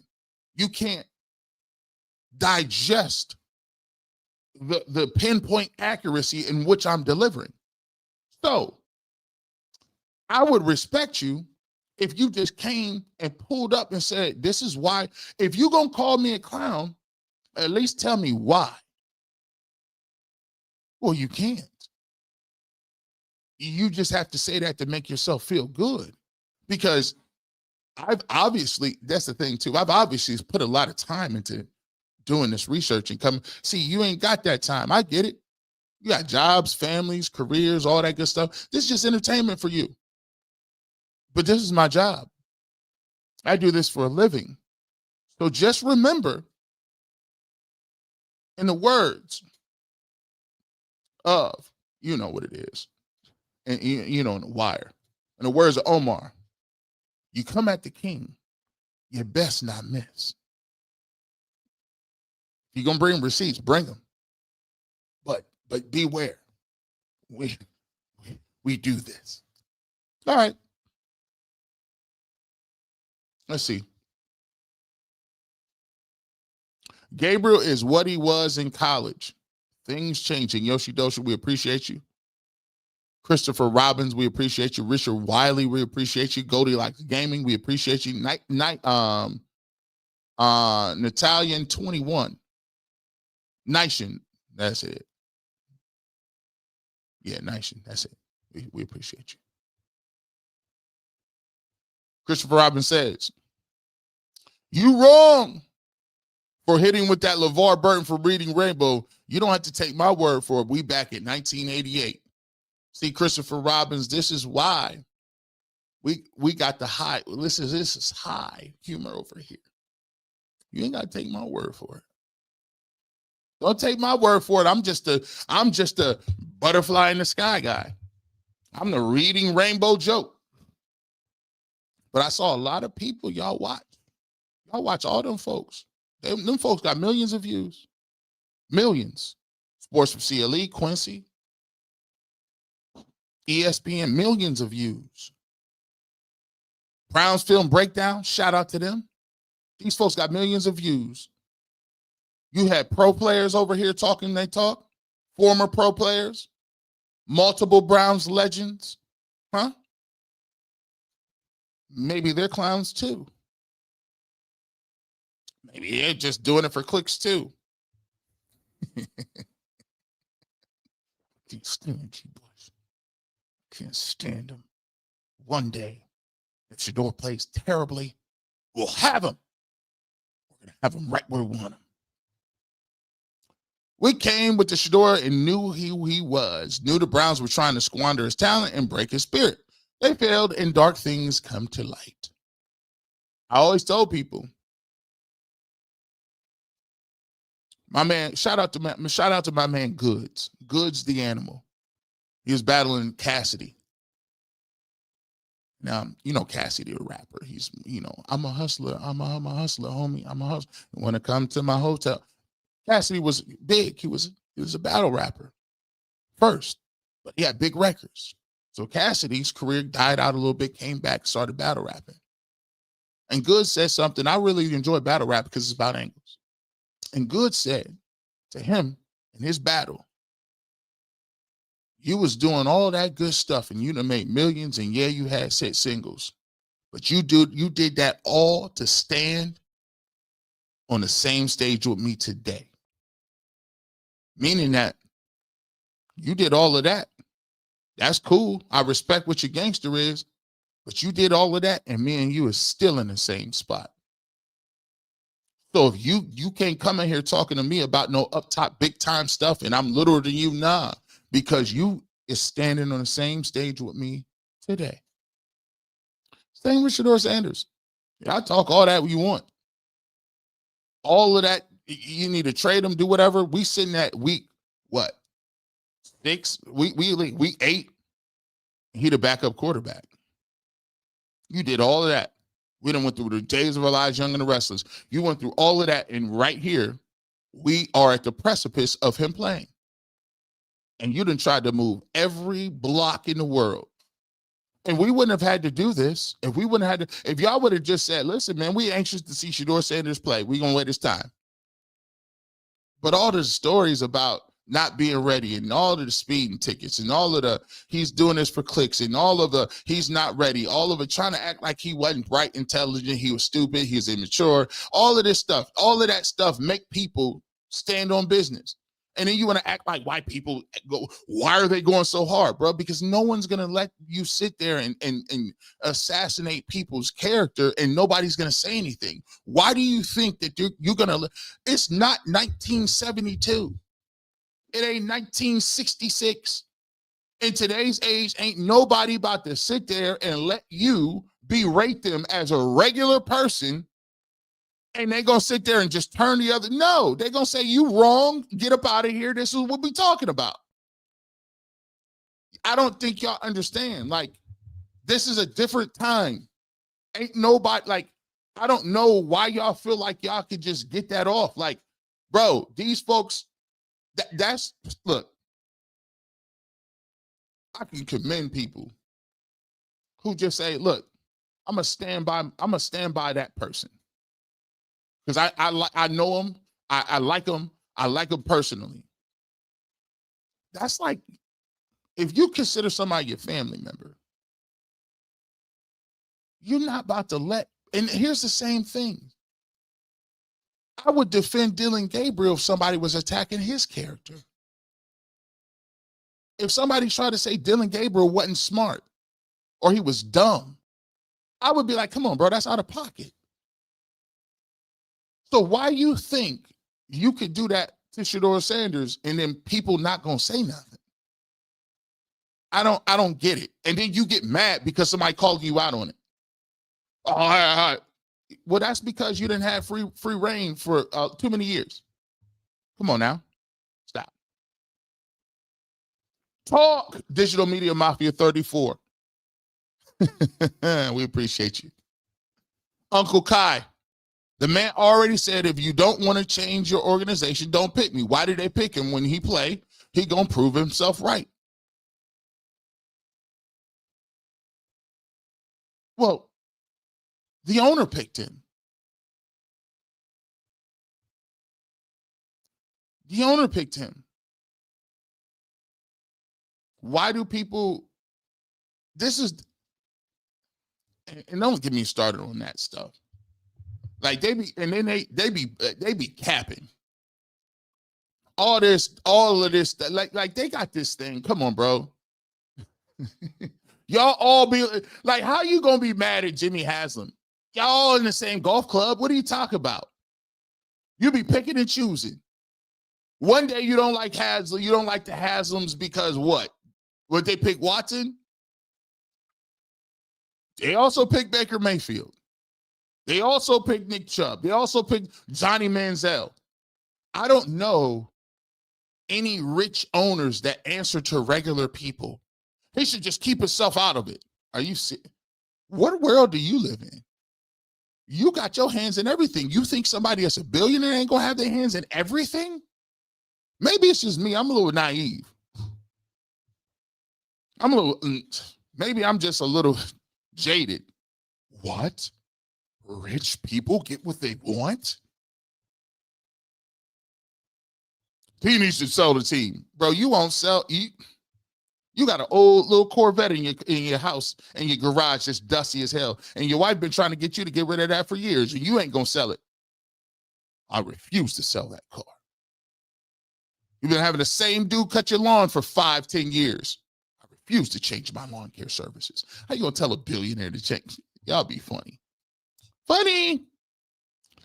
At Thomas Day, we appreciate the super chat. We appreciate you, my man. Neil Gray, numbers versus opinions, facts versus fictions. The eye test of the video evidence does not lie unless the supercomputer is using AI technology. Don't believe your lying eyes, Neil. Maybe don't believe your lying eyes. It's the reason I have to do these videos. That's a lot of time. Let me just keep it real with y'all. Because a lot of people, and I want you to just relay this message to a lot of people. If you are a member of the Barbershop and you've been watching the Barbershop for a long period of time, you guys all know this to be true. I purposely give you different areas of opportunity, different thought processes, whether it's education, whether it's finance, whether it's history, whether it's math, whether it's human communication, psychology, human nature, geography. I try to give you everything to give you a well-rounded view from all different perspectives. I bring Sean King in. I bring Darren Smith in. I'll bring Earl the Pearl in. I'll bring Tybus in. You know why? Because I just don't want you to take what I'm saying. I want you to get the whole picture. Even if you don't agree with me, I try to give you that work. I try to give you that. But the one thing that we do over here that I take pride in is when I got a rebuttal, my rebuttals is going to be on point. People always tell me, why don't you be arguing on UCSS? You should be arguing. First of all, that's not the format. First of all, when you're in a panel setting, you got to explain what you're trying to get to in 30 to 45 seconds of sound bites. So you got to be quick. Everybody know I'm long-winded. I tell stories. That's not even my strongest suit. I preferably have long formats where I don't have any structure and I can tell stories and engage people on a one-on-one basis. So if somebody says something on UCSS that I don't agree, I'll say I don't agree with it in real time. But I'm not going to elaborate on it because guess what? It's more surgical and it makes more sense and it's more impactful if I got time to get what I'm getting to. Don't be misconstrued that I don't know what's going on. I'm aware of all things. Not all things, that would be God or Jesus. But I am aware through him. Through him, he gives me the awareness of how I need to go about formulating my arguments or my points. And what I try to do here is do it in a way that is engaging and that people can say, I don't know what he's going to say when he pulls up, but I just want to pull up and see. So that's what we take a pride over here at the Barbershop.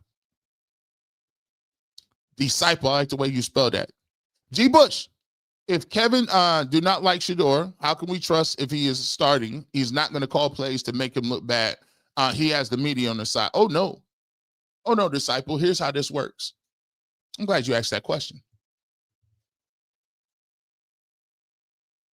It turns out that usually, generally speaking, self-preservation is the strongest form of a response. It's the fight or flight mode. And after his hand will be forced, because they will have to force his hand to move from Dillon Gabriel, because he's already shown you he's going to exhaust every opportunity to give him an opportunity. And to a certain extent, I can understand that. That's why when people say he's not getting first team reps, I kind of was like, okay, because I've already come to the conclusion that that's what he's going to do. I've already moved past whether or not it's right or wrong. I've moved past that. I'm thinking extrapolating over a larger sample size now. I already knew he was going to do that. So my thing is, okay, what does it look like when it happens? So they're going to have to force his hand to move. And once he forces his hand, then Kevin Stefanski is going to realize, oh, snap.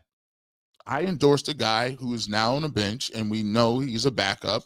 And now I have to pivot to build up Shedeur Sanders or to do something because I do want to keep my job. I want to keep my job. That's a thing. So he's not going to sabotage anything. And the reality of the situation is, I've already said with Shedeur Sanders, what he should be doing right now is figuring out what his game is. What's your game plan? Where do you succeed where others fail? Where do you have an area of opportunity that you can get to that other people can't? And the reason I show you film breakdowns is because even though I don't think Kevin Stefanski is a really great play caller, you know how I feel about that. I have to come up and show you that there are some plays to be made. And one of the reasons I do that is because I'm showing you where areas of opportunity Shedeur Sanders can capitalize. The play right there that Isaiah Bond, me and Tyvus drew up, that's a good play for a touchdown. The play where against the Minnesota Vikings, where it's a simple bootleg, he overthrows David Njoku that could have iced the game. I show you that. The throw that he overthrew Jerry Jeudy in that situation, that's another touchdown. So I'm showing you in places where Shedeur Sanders has to excel. Where someone else doesn't do what they need to do, you need to make that the focal and strong point of what you can do. And the thing about Shedeur Sanders, which I think he has the elite trait, is his ball placement and accuracy. So if he can have ball placement and accuracy and then cut down on the sacks, cut down and understand, okay, during this play, what do I need to do in this play, down and distance, and cut down on that, I think he has an opportunity to show why or why not he could be a great quarterback in those places. But he has to understand that now, because he's not going to get an opportunity to get the reps. He's not going to get the runway. He's not going to get the reps. He has to come in ready. Coach Prime said he's grown, right? He's going to have to come in grown. And that means behind the scenes preparing himself, even when they not giving him the opportunity to prepare. Let me see what we got here. Chris W. Stefanski took Shedeur in the third round over the owner. And the owner was pissed. Shedeur was taken in the fifth as a bet against the front office. When Shedeur plays, heads will fall. I think you mean you took Dillon Gabriel in the third, and the owner was pissed. No, I don't. Here's the way I think it went down. I think they took Dillon Gabriel in the third, but this is just what Something happened in the middle of the night on day 3 after they made the picks when Shedeur Sanders was still there. In my spirit, that's just what I feel. I see a conversation happen with D and Jimmy Haslam, and the next day, I can't confirm this. I don't got no sources on this. This is just what I feel. And then they made the move. They said, okay, we're going to make that move. You probably went to Andrew first. Hey, what do you think about this? Let me see the evaluation you had on him. Where did you guys have him rated? We had him at worst 3rd round pick. He's there in the 5th. I think we need to go get him. Then that puts a lot of pressure on Dillon Gabriel because now you're going to have to prove that because Dillon Gabriel obviously was Kevin's guy. It's obvious based on the way things are going. Very obvious. Thomas Day, 802, thanks for the super chat. Has them put 12 in and has stopped this Kevin Steph foolery. Yeah, I think he stepped in. Be honest with you. And by the way, I think that Kevin was considering Bailey Zappi. It's the reason why he was like, hey, we're going to tell you later on in the week who's going to be the backup. What are you talking about? Who delays the backup quarterback conversation? I was 3. You just got rid of Joe Flacco, who was the 2. Therefore, I moved to 2, right? No, I'll tell you later on this week. Come on, man. They got all that. They got all that up out of there. Kirk Davis says, DG, like me, I can learn all the answers to a test, but when that test comes out, I draw blanks. For him, he can watch all the film in the world, but draws blanks. You know what, Kirk? And here's the thing I always be trying to say is look, man, I don't got no dislike for Dillon Gabriel. I'm just showing you what's on tape. I done kept it all tape, have I not? For all the people that say I'm clown, I done kept it tape. I'm showing you. Who else is showing you? I'm showing you what other people saying. That's why we did this exercise today. Don't get mad at me. Get mad at me for? I'm just showing you what he did on film. We've been keeping it tape. But like I said, the onus is you either play yourself in or out of a position, right? You play yourself in or out. And the tape is going to decide. Think about it. If he can come out here against the Patriots and play well and the Browns get a win, guess what? That's going to push the timetable for Shedeur Sanders back. I don't understand it. How can I understand these very simple, how can I understand these very simple concepts, but other people can't? Every time you talk about it's the gymnastics of it. Well,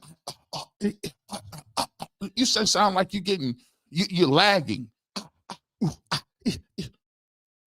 Are you lagging? It's very simple. If he plays poorly, there are going to be people that are going to say, listen, it's time to make a move. If he plays well, there are going to be people that say, listen, he bought himself some more time because he played well in a very hostile environment against Vrabel and the Patriots, and he did well. It's not that hard, people. It ain't. But maybe I'm just a clown.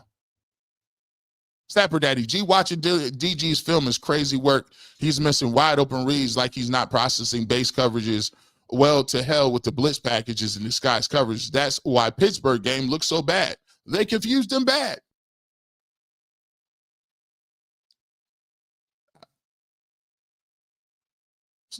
That's why there is a level of importance to showing the film. Because if you didn't show the film, you could just make it up. You could just say, here's how I feel without anything based around that. I'm just letting y'all know. I didn't say it. They said it. You don't got to take my word for it. Darvis Harvey. They worked out Seth Hannigan yesterday. Something about to shake. We gonna see. We gonna see. Kirk Davis, breaking news. Stefanski got an investigation for gambling against the Browns. Allegedly, allegedly didn't happen. You funny though. You funny. That by the way, that is a joke. Kurt is being playful there. There's no investigation. He's just saying that it seems some of his moves are counterproductive to the Browns' long-term success. See? Gotta watch yourself, Kurt. You know how they do. See, Bush had on the barbershop that he said that Stefanski, he's out of pocket with this stuff. He's just stop it. They just be hoping and praying, don't they? Damian Waterman, get ready for the "we fixed him" narrative. Oh, Damian is coming. They've been trying to float that forever. We had a plan. I've never seen. Have you ever seen on Dragon Ball Z? You remember Gohan and King Kai? He had him practicing.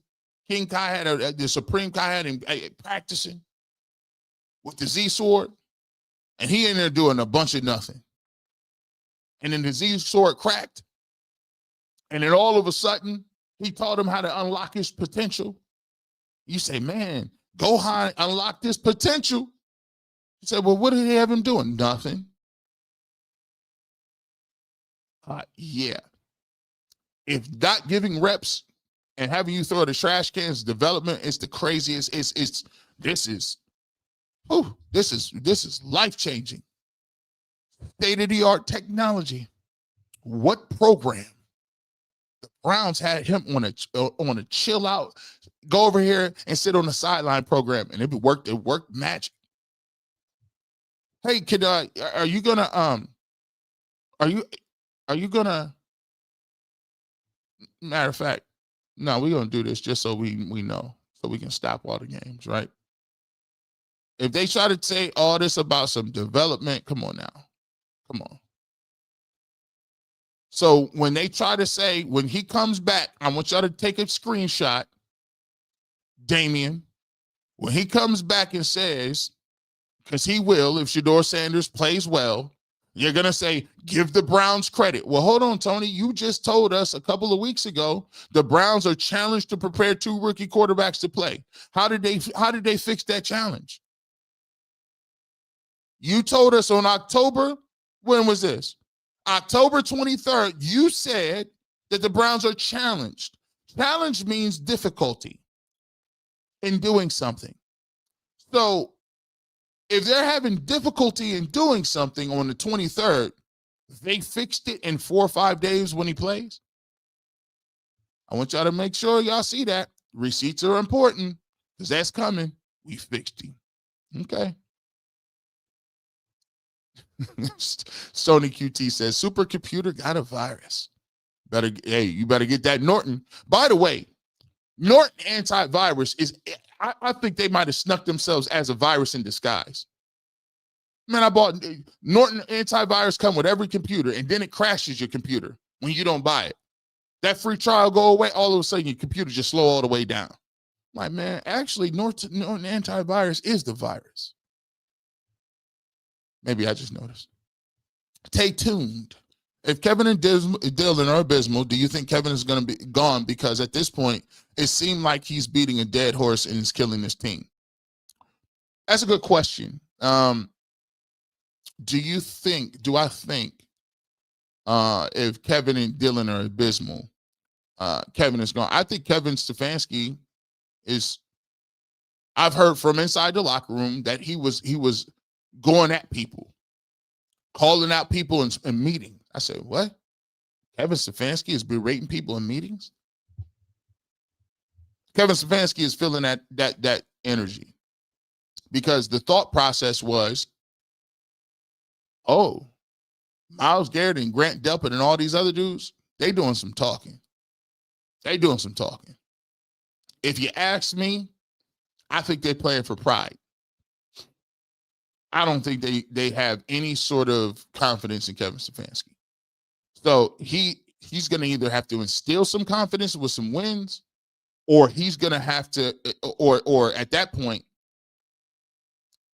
despite what's going on, he's going to have to try to get guys to play hard. I think that Dillon Gabriel is this guy. He will be judged for Dillon Gabriel, and it will make it very difficult for him to go into a boardroom and say, this is what I want to do with another quarterback, because we've seen it with Baker, didn't work.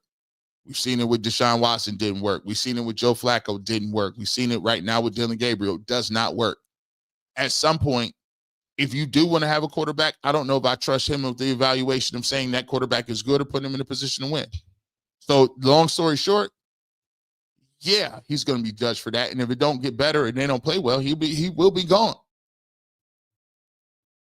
I've always said this too. I think I might do a blog about this in the off season, if it does come to that. And I think it will come to a decision where the season will go in a way where they're going to have to make a decision about Kevin Stefanski. And my thesis about it is I ain't never seen nobody build a house. You know, back in the day, that was the holy grail. Yeah, man.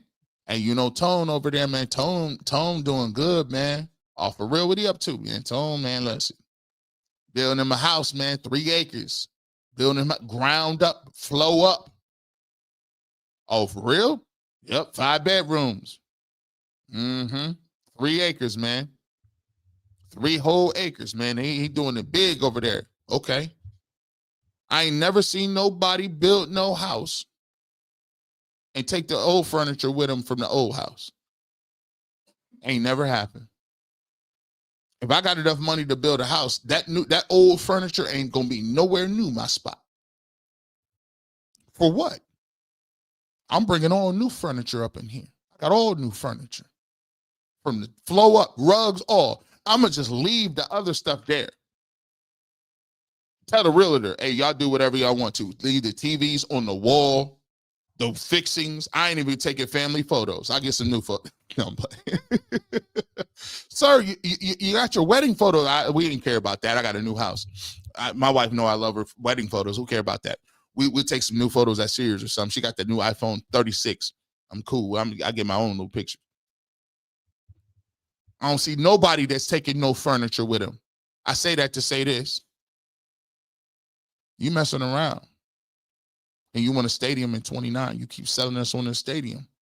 He got advisors right now. I guarantee he got advisors right now telling him. You want to bring hope? You want to bring some sort of thought? Here's what you do. You keep Shedeur Sanders. If he plays well, Jimmy, he plays well, shows any glimpse. You go in 26. They said the quarterback's in 26. Here's what you do.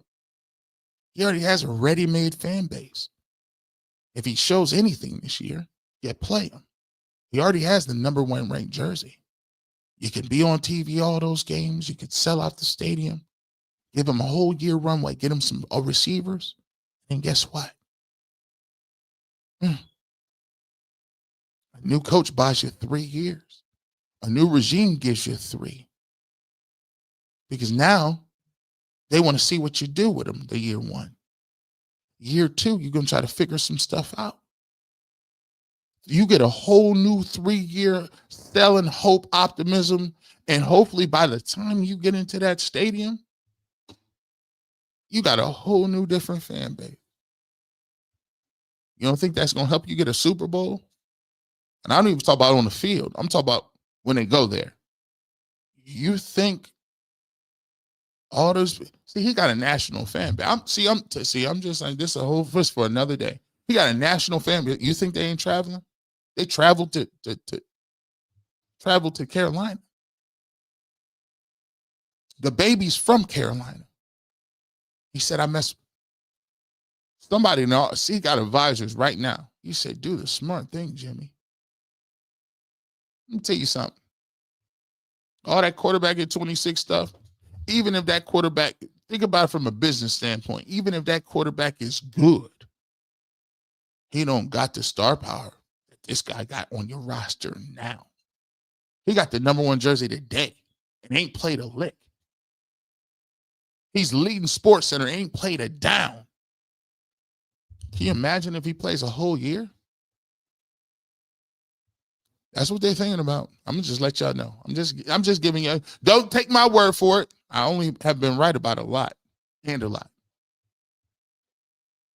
Man, where we at? I done lost my train of thought. Here. Viva Hernando! Very realistic scenario is a blowout loss to the Patriots, giving the Jets their first win with Dillon Gabriel looking Then that's when Shedeur gets his shot. Yeah, he could get blown out. This week, I'll tell you this. I will be impressed if Dillon Gabriel balls out against the Patriots. I will be impressed, and I will give him credit. I just don't see it. But I'll say that. Beautifully blessed. G, good morning. You have definitely given me my morning laugh. Thank you, beautifully blessed. That is what we aim to do, is to entertain. Chris W. says, Shedeur Sanders, Kevin Stefanski's Undertaker. Shedeur's first start is Armin. Woo! By the way, everyone knows this. Even Jason Lloyd knows it. When you put him in, there is no going back. Let me just tell you this. Why you think my patience level is like this? Because even I know it. You put him in, ain't no going back. It's the genie is out of the bottle. And you're going to see the biggest roar, uproar, not here, but everywhere. G. Bush, I'm hearing in the streets that Stefanski is looking for another quarterback. If that's true, this regime won't be here next year. They got to go. Patrick Williams, don't worry about that. I mean, look all they want.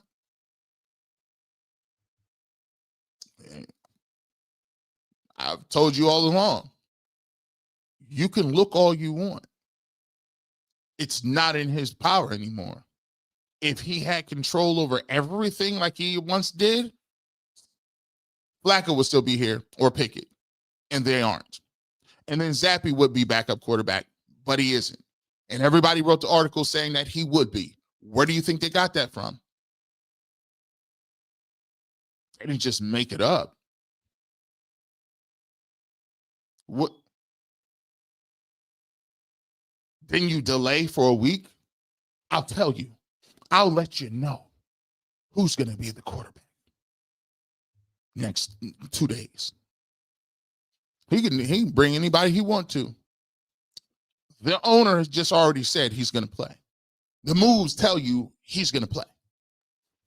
Oh, by the way, he can't look for another quarterback. Let me just throw this out. People that I know have said, and this is good. I mean, go to the bank with this. Deshaun Watson is on the mend, and he will be on a active roster soon. And they can't keep him on a pup list. So that's the quarterback that's coming back. He can look for a practice squad quarterback all he wants. There won't be another one on the roster. So Kirk Davis, he's been in college 6 years looking at film, practicing for an extra 7 or 8 months, and he's still missing open receivers. All the experience, really. This is why I never really argue with people, because your film work will tell you. I don't need to argue about supercomputers and this and that. I know that don't exist. I know everybody look like a rookie. That's why when Shedeur Sanders got sacked a bunch of times, I said, okay, he's with a bad line and he's a rookie. He needs to stop running backwards. But this is what happens when you amp people up and give them these random mythical powers. And you're like, bro, come on. You couldn't have been. A lot of these dudes don't even watch college football. I'm just be honest with you.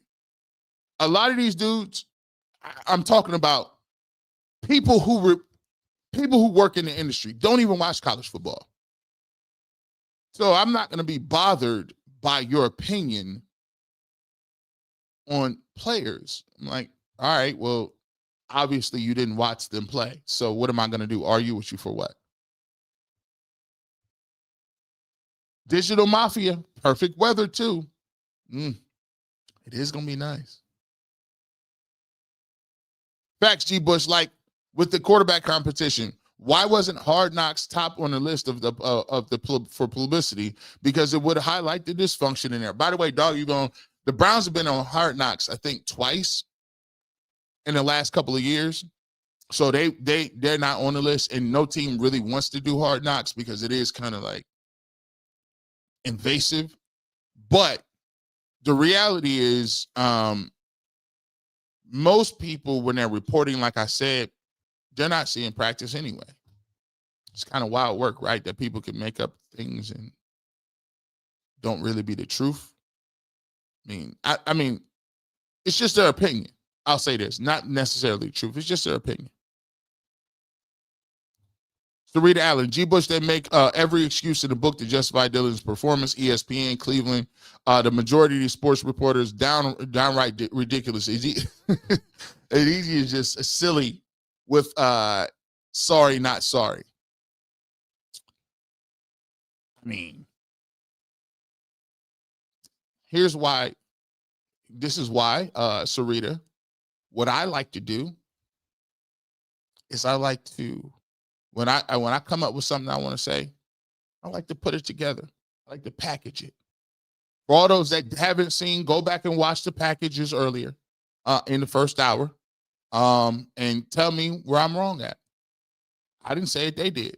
That's why we do what we do over here. You can have an opinion. Everybody can have one. But does it hit? Digital Mafia 34. Really smart defense. Tua looked great against the defense. Take what you will from that. They do compare him and Dillon Gabriel a lot. Miss Bell 70 says, Newsweek reported Browns brought 6 offensive players for workouts yesterday. Quarterback Seth Hannigan being one of them, an undrafted rookie. Run, Seth, run. Seth, like, I'm going to get that practice squad bag. I'm cool. Nita, they don't care about football reasons why Dillon's not doing well. They just don't want to support Shedeur or his village to be right. There are people, yes. This is what you get the point. It's not the football reasons. They don't care why he's playing. Actually, to be truthful, let me just let you in. There's not, them same people don't even really think Dillon Gabriel's good. As a matter of fact, they know he's not. But it's almost like everything in life, you got to pick a side. So they're picking that side. I think it's a weird place to die on, a weird hill to die on, but that's why I don't get into conversations or arguments back and forth, because eventually what'll happen is he'll play himself in a position or out of it. That's just usually the way it works. I can say whatever I want here. He has to throw the football. He has to complete passes. Nothing that I am saying has any bearing on whether or not he's going to be a franchise quarterback. Just like what I'm saying today has no bearing on whether Shedeur Sanders or Deshaun Watson or any other quarterback is going to be. He has to prove it. He has to do it. The work is in your hands. You have to do it. So when you get upset for me telling you this is what he's doing, it says more about you than it says about him. Because at least he's focused in just doing it. You want it to be a certain way, and you can't make it. Listen, as much as I would like Shedeur Sanders to be great in the NFL, I came to that conclusion because I saw what I saw in college, and I believe that it could translate to the league.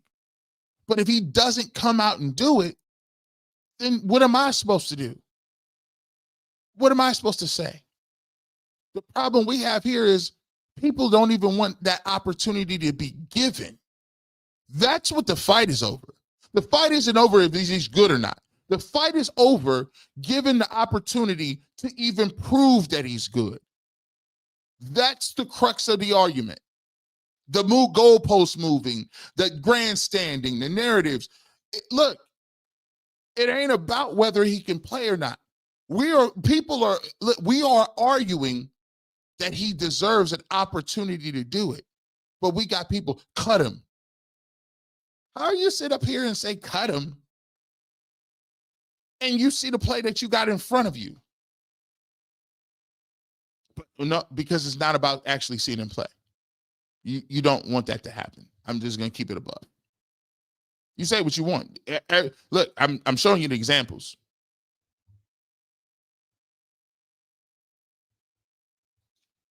J-Mac too fresh. Salute G Bush, aka Big Circus. The supercomputer looks like it's short-circuited. Dillon stay glitchy in the Matrix. He saw them cats. Them cats double backed on him. What did you see, Neo? Well, I just feel like it's deja vu. I saw a cat. Trinity.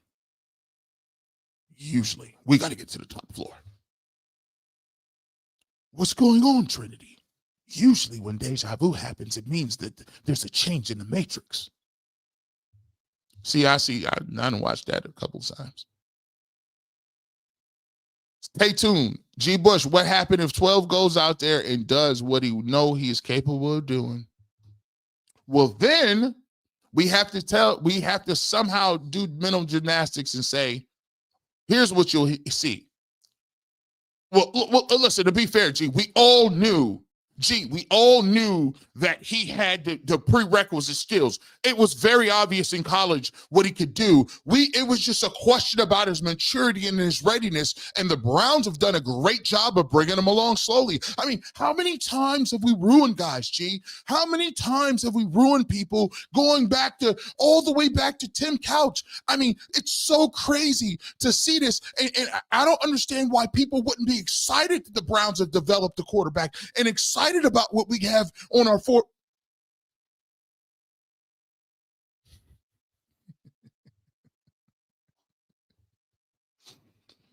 Oh, I can see why you guys don't like me. It's windy, wet, cold, too hot. Sun didn't come out on time. Didn't lose the ball when sacked. Stop with the excuses. Dillon, go out and ball out or step aside. Neither, I like that one. All that. You got the opportunity, go play. You got the opportunity, go cook. You've been had the opportunity. Don't worry about me. Worry about throwing them footballs. Sarita Allen, is Jerry Jeudy dropping them balls into Shedeur getting the game? I'm asking for a friend. Hey, somebody gonna say that though. I think it's very weird how Jerry Jeudy's all of a sudden catching the football. All of a sudden, he decides that he wants to be a playmaker. Sometimes, you just got chemistry with somebody. Caught the ball from Jameis Winston well. I advocate him catching the ball from everyone.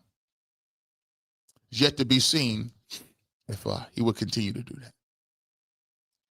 Keith Hill, thank you so much for becoming a member. We appreciate you. We try to offer shout out to everybody who appreciate the situation. We had Erlin, and we got a lot of outpouring from that conversation over on our members only stuff. If you want to become a member, what we do on our members only live, we try to bring in different people and give you different conversations from all different walks of life. This week we talked with Earl. He had a story about, losing his mom. He just recently lost his mother. He got into the industry because he lost his father unexpectedly. We go over our story and how he reached out to me and we met, sparked up a relationship, and we've been rocking and rolling ever since. But his story is amazing. A story about perseverance. We had Darren Smith on giving us a perspective from journalism. A lot of people say, what is journalism? Why these people be writing what they doing? So we had him on. People gave a great opportunity with that. We did a whole series. Quarterback in 26. I wanted for over 8 quarterbacks with Sean King. 8 specifically giving traits, breaking things down. So what we try to do, if you want to become a member, we got live members only live on Tuesday and Wednesdays, right? And we give you that information. You also get some different things with my family. I got a show called Top 5 with my brothers. We go over top 5 lists. What is the list? We got top 5 Thanksgiving foods is coming up. Also, we give you blogs about me and my wife and my family. So we give you a bunch of stuff over there. Hey, if you want to know if it's worth it, reach out to the people in confidence and say, hey, listen, is it worth it? Should I sign up for it? And it's month to month. If you don't want to do it, you don't find the benefit in it, or hey, you can just watch the Barbershop on Saturday. But we appreciate everybody that drops in over there, and we really have a good time. Want to give you a good value for what you guys pay for. So be more Samad. Did you see the clips of the opposing college coaches speaking on Shedeur's processing and control Sherman's offense? Yeah. I believe it was Texas Tech's coach. He said he's the best quarterback in the draft. He talked about what he was able to do, and he talked about him balling at a high level. But by the way, there's coaches who do that. Go ask Drew Bledsoe. We played that on the Barbershop over Drew Bledsoe. Kurt Warner said, about his elite placement. These are quarterbacks. I mean, this is nothing new. But I got to take the anonymous. We got to take the anonymous sources, though. We got to make sure that we get the anonymous sources, right? Tell you he's not really good. And the Panthers game didn't count. We didn't see none of that placement against the Panthers in the league with no reps. We didn't see that. Stefanski is going all in his personal franchise pick quarterback, but I hope he gives Shedeur the same privilege when it's it's his turn. He can't sabotage Andrew Pick out of spite. Fair competition. Well, look, that's why we call them balls and strikes. I'm gonna remind people when they get spicy, because I've chilled and hung out, and when people was talking about Dillon, what I say, let him play his self in or out of the position. But when it comes to when Shedeur, like my man said, like when Joe Hayden said, hey, we gonna figure it out. He better have the same opportunity. Shaq, we appreciate you for the super chat. Alicia Durkins, I thought the best players play. They had a big bias. Yeah. The best don't play. I learned that. I learned that when I was in high school. They always hide 2 or 3. It's 2 or 3 players that don't be deserving to play. They hide them. Especially if you got a good team. They're like, oh yeah, we can hide him. We're gonna put him in the game. You're like, how is he starting? How he playing? Emmanuel Johnson, thank you so much for the super chat. DG at times got more reps than Joe in camp. Facts. If he can't perform against a D that isn't good at the pass, that's your answer. I don't expect DG to be Brady, but the way they gassing, I expect flashes. They gassed it up, Emmanuel. He got more reps than Joe in camp. Let's be honest. He got the second most reps. He might have got the first most reps, because you remember, when you look at Kenny Pickett, he had a hamstring injury and he didn't even play in no preseason game. So after his hamstring injury, he was getting the lion's share of his reps. So it's not like he ain't been getting reps. He's been getting that since day one. He's always been higher on the depth chart than Shedeur. He's always got the reps. And part of me is like, okay, we drafted in the 3rd round. Cool. That's your man. All right, we'll prove it. That's all we saying. G. Bush, please break down the video of Mary Kay speaking of how 12 is not getting reps, but should be good because he's working out at a college outside of the Browns. Look, here's what's gonna happen. When time comes, and here's just this is, and I'm speaking specifically to people that support Shedeur Sanders and Shedeur Sanders himself. In this life, I've realized this. You're going to have to work twice as hard, twice as long, more diligent, have less opportunity, have less people pushing you, and ain't going to be nobody in your circle. You're going to be by yourself. It was what it is. And what you got to do is, when you get your opportunity, you better act like you got one chance, because it is true. You got one. You're not going to get no grace. You're not going to get no people say, oh, he's a rookie. They already told you that. You got sacked 5 times and they told you can't play, but Dillon Gabriel got sacked 6 in a regular game with the first team line, and nobody batted an eye. Nobody said nothing. You got sacked 5 times. He had 2 turnovers, but them turnovers was good. Them turnovers was You're not going to get that. So what you better do is you better overkill it. You better make it undeniable. You better make it to a point where can't nobody even speak on it. And the way sometimes God sets you up a little bit is, guess what? Guess what? You ain't going to speak on it. You know why? Because you can't. He's not even getting first team reps. That's what makes it miraculous. That's what makes it legendary. Because now you can't even take credit for it. You didn't give me no reps. I never got first team reps, and I'm doing this. Can you imagine what I would be doing if I actually got a chance to practice with regular people? But some people are going to try to tell you that this was all part of the game and they had a grand design. No, he's just the last dude, and they can't put he's just the last guy up. There's nothing to go after that. Hard to imagine being a coach looking at Dillon Gabriel's tape this year at Oregon, especially after the mollywhopping he got against Ohio State, and say, this is my guy. He throws on his tippy toes. You're correct. There are times he is literally trying to find a passing lane. Go watch Chase Daniels. Chase Daniels talks about him not being able to save receivers and throwing the ball blindly and almost having interceptions. You go check that out. Chase Daniels does a good job of breaking it down. Don't take my word for it. Skull 13, Stefanski's trying to sell oven-baked chicken as real barbecue to a pitmaster.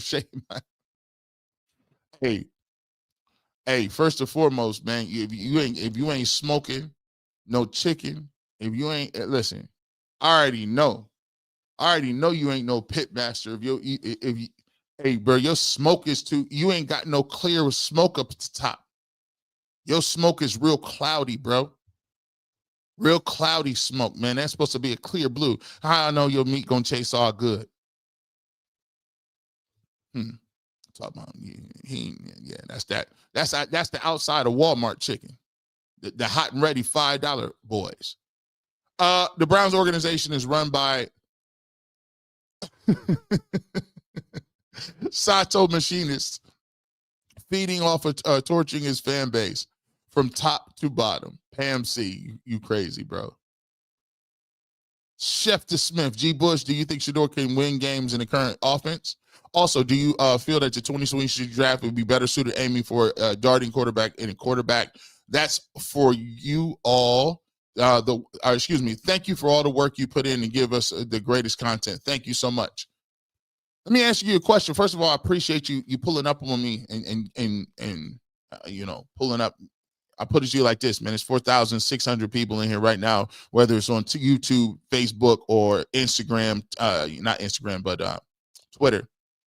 And you guys have done a great job of just showing love and continue to pull up on me. And I'll be talking for hours and hours and hours. You show love. But let me get to this. I do think Shedeur Sanders can win games with the current roster. And the reason I show breakdowns is because I want to show you where there's some plays to be made that you can win games with. The Browns won games against the Dolphins and they didn't even have a quarterback. They just ran Wildcat. They just said, listen, we're going to take the ball out of Dillon Gabriel's hands, let our defense play well, and we're going to get some things. Against the Pittsburgh Steelers, I give you 3 opportunities where there's touchdowns on the board. 2 touchdowns. 1 he didn't throw, 1 he overthrew. I gave you a situation with the Minnesota Vikings where they already are up in that football game. All you got to do is hit a simple bootleg and the game's iced. So there's multiple times where there's some things to be happening. Are they handcuffed a little bit because of the play calling and the scheme? Yes. But are there some plays to be made out there on the field? Yes. And if you do capitalize off those plays and you do have a little more aggressive attitude and mentality, you can get some chunk plays that help your team out. So in terms of the 2026 draft, look, I've already said, at this point, if the Cleveland Browns should have figured out this year what they had in Dillon Gabriel and Shedeur Sanders. The hope was to find somebody that you can invest time, energy into next year.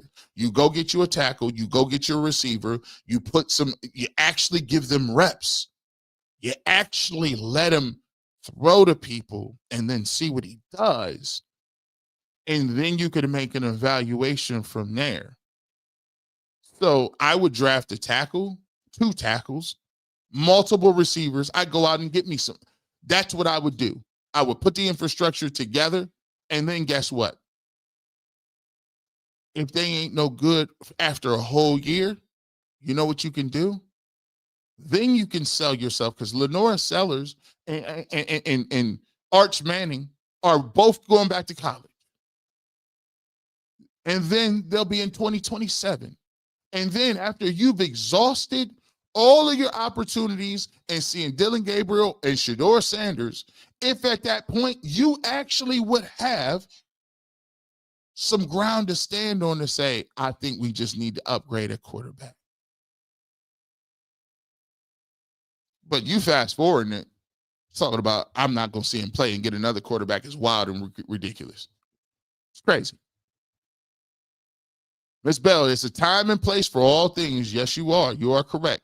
Lionel Bush, the best way to keep the public from seeing that Shedeur Sanders is lights out better than Dillon Gabriel is to not give him reps. Oldest trick in the hidden coach manual. Hey, Lionel, my good sir, cuz you coached. Let me repeat that. The best way to keep the public from seeing that Shedeur Sanders is lights out better than Dillon Gabriel is to not give him reps. Because what happens is you don't get a direct correlation. There is no direct comparison.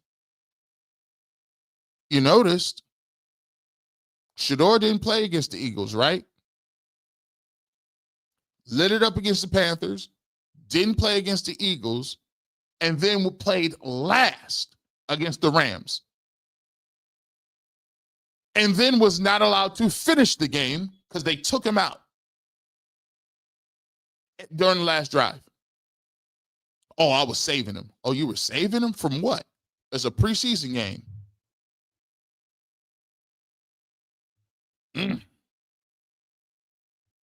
No reps. We don't, listen, if you can't see it, how you know? We haven't seen Shedeur Sanders throw a football since August. Fire Stefanski, hire Schwartz. Let the offensive coordinator handle Shedeur's development. Do not trust Stefanski with Shedeur. Well, we're going to have to see it because I don't think they're going to fire Stefanski during the season. So he's either going to be a recipient of him playing well or he might go down with the ship. Jeremy at J. Lanning. Stefanski likes coaching more than winning. Gabriel is smug and throws tantrums. They don't want to give Sanders any first-team reps because of how it might make Gabriel feel. Now, listen, Jason wrote this. Jason Lloyd wrote it, and they saw this in the Athletic. He said it's not fair that that Dillon Gabriel has to look over his shoulder with Shedeur Sanders. I didn't know 3rd-round picks get fair because you sure don't like fair for the 5th-round pick, but we talking fair for 3rd. It's funny how fair works. Fair is such a subjective thing. Rudy Wright, Tony Grossi, which is close to the team, seems to think that it's a chance 12 gets traded by the deadline. Of course he does. Wishful thinking. What do you think about the combo, honestly? Well, Rudy, I think that is it's crazy because Tony Grossi also said, in every beat reporter, that Kenny Pickett was the guy until he never played it down like I told you he wouldn't. Then they said, oh, Joe Flacco gives us the best chance. And then they said Joe Flacco was washed. And then they traded him too, and he threw for 500 yards against the team you just lost to. They also told us that Dillon Gabriel was a supercomputer. We showed you the film work. We didn't see any IBMs on that field. Now he's saying, well, Don't expect Shedeur to be the backup. Bailey Zappi, they like him too. Until we told you Bailey Zappi was already on this team, already throwing pick sixes last year. Then they said he's going to be the backup, and then it turned out he wasn't. So now it's a possibility of a trade. But I thought you said, Tony, that nobody wants him. You said multiple times to Tony Rizzo that I don't think anybody wants Shedeur. So now all of a sudden, there's some moving and backroom. Why would you trade Joe Flacco and then trade Shedeur Sanders too without seeing him play? I don't think that makes any sense. Also, the owner said both him and Dillon Gabriel would play. Dillon is playing currently. I think that I'll have to take his word and say that Shedeur will play soon. I think it's just convenient. It's a little convenient for me. I could be wrong. Just me.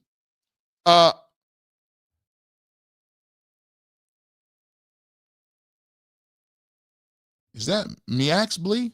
Mobley? I appreciate it. I'm sorry if I'm destroying your screen name. I think it might be Mobley.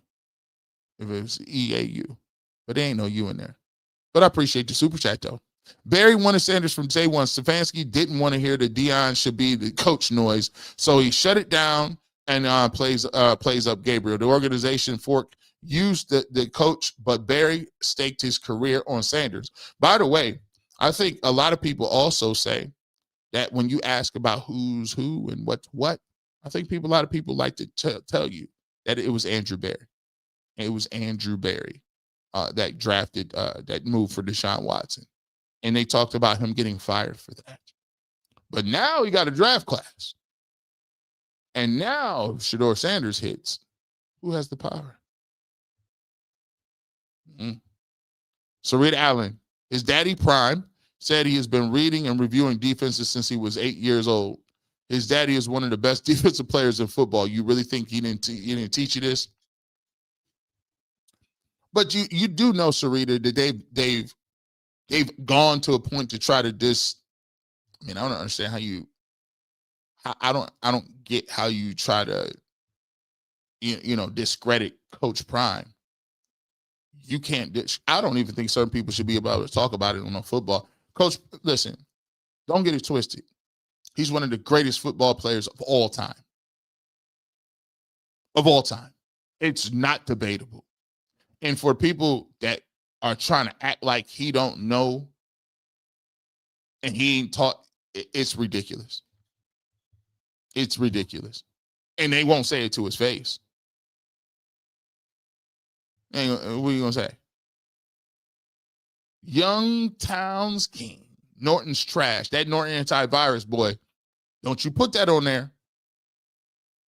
Kevin G needs to go. Bidama D, thank you so much. I appreciate the super chat. We're going to see what he's going to do this week. Kirk Davis, DG is Krillin, Super Saiyan, Goku. By the way, I don't like the fact there is a great blog that says why Krillin is much more powerful than you think. Like Krillin compared to a regular human is a monster. Like Krillin versus like Predator or Alien or I don't know. You pick Jason. Krillin is a monster. That Destructo disc, OP. OP. Matt Perry Thomas. Shedeur is going to run the show next year. Everything is planned for him and put into place this year.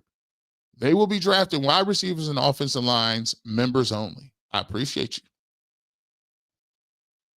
Appreciate Matt Perry Thomas being one of our solid members. We appreciate him and his contributions, but I agree. All they got to do is show a little something. Winter is coming, and nobody can stop it. Barry Hickerson. Winter coming. Y'all could do all that Game of Thrones and you want. When them White Walkers show up, it's going to be a problem. Ain't no going back. You better get your dragons ready. All of them. All your Valyrian steel, you better get it ready. Lawrence, RBE. To me, it's becoming clear AB will have the decision to make Coach Bozo or 12. I am convinced this isn't equipped to coach, or that he isn't equipped to coach 12. I think he has a certain demeanor as a play caller, and I've talked to play callers all this multiple. The great play callers, you know what they do? They adapt to whoever it's at. It ain't about turning the football over or keeping the ball safe, all that good stuff. You adapt to the plays and the skills of what people are talking about, and he needs to do that. I don't know if he's willing to concede, but I think that's where this is going to be his downfall. P. Rossi, G, I'm not worried about what the coach or GM is doing because from the beginning, I've said whether 12 gets in the game, all this nonsense would be proven to be just that. Can't stop the inevitable. And that's the great thing about football, P. Rossi. You can't stop it. When you get in the game, it is what it is. All that conversation and talk, that goes to the wayside. Yoshi Doshi, 1917, Leon Trotsky overthrew the Tsar, Vladimir Lenin. Trotsky was Lenin's chosen successor. Stalinism came because Stalin usurped Trotsky. What can division do? Who may be uprising? Who from the Browns?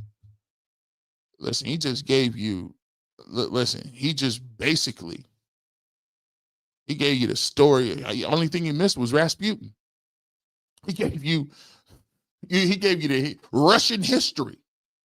But you are correct. Revolution always takes place, and your chosen successor does not always mean he rises to power. Joffrey.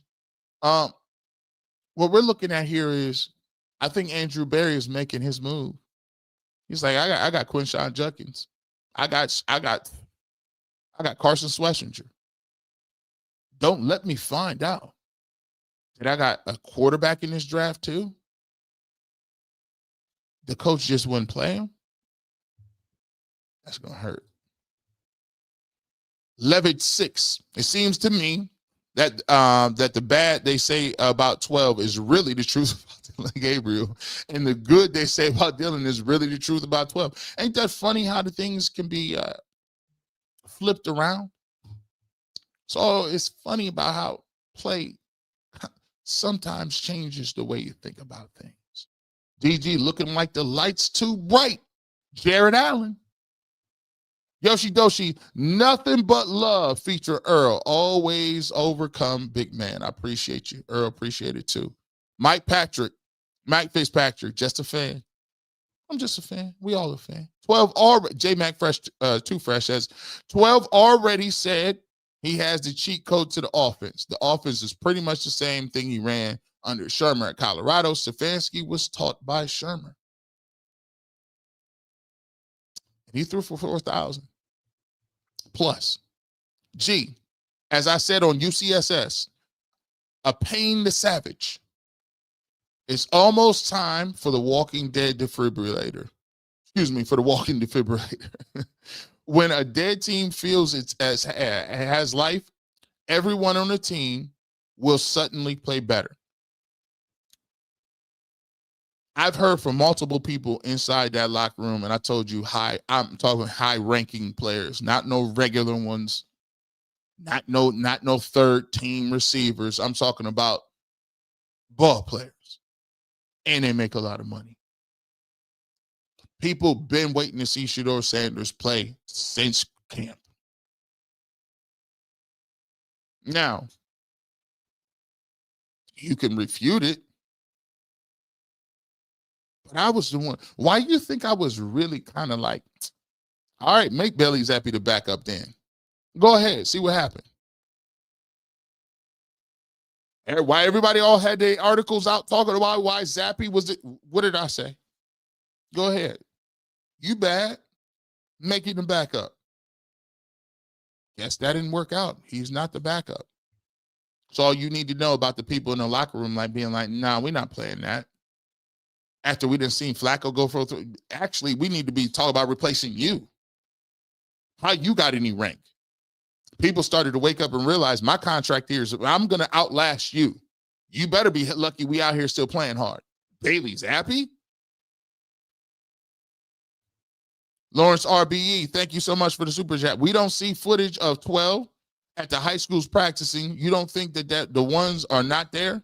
When 12 was at Colorado, he was always having practice outside. See, he's kind of savvy.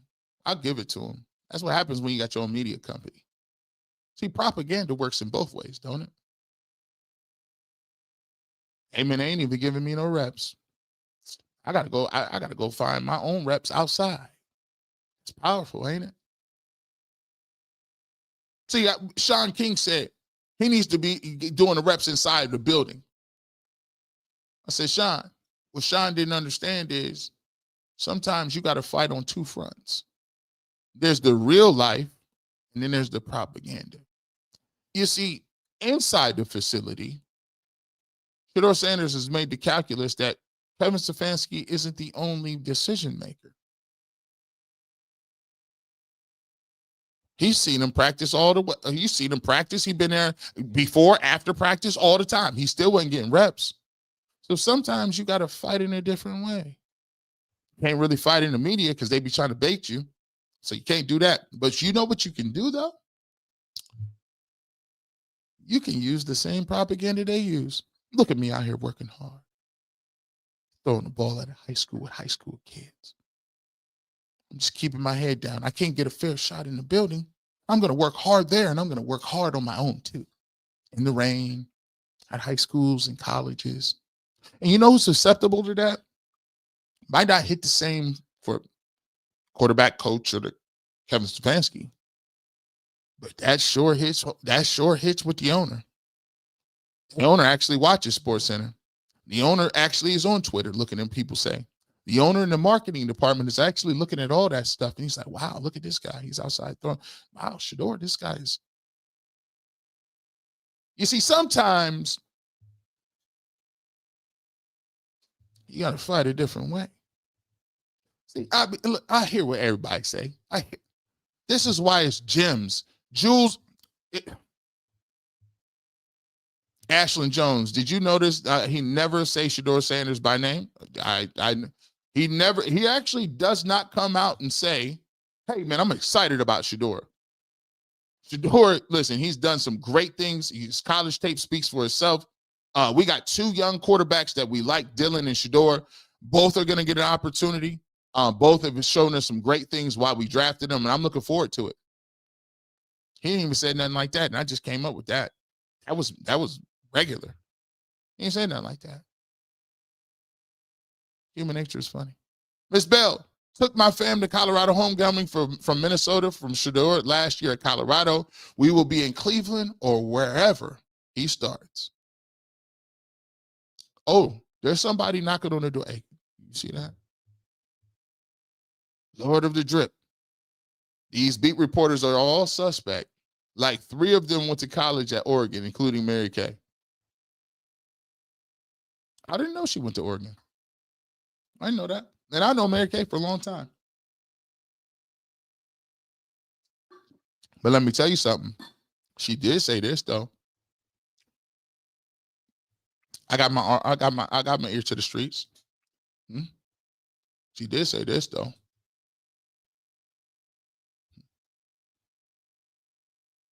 I didn't say it. She said it. How could Dillon Gabriel keep his job? He must open up the Browns passing game, especially with fellow rookie Sanders ready for his turn. Ready? I'm ready. I'm ready. I'm ready. Shout out to the Dipset. I'm ready. What a great. She said it. I didn't. Now she said he wasn't ready, but now all of a sudden he's ready. So he must be. I'm just joking. Wonderful World of Kirby. They already had the audacity to say Travis won the Heisman without Colorado's help. I can imagine the narratives where Shedeur gets his turn. Oh, it's coming. Oh, be ready. Be prepared.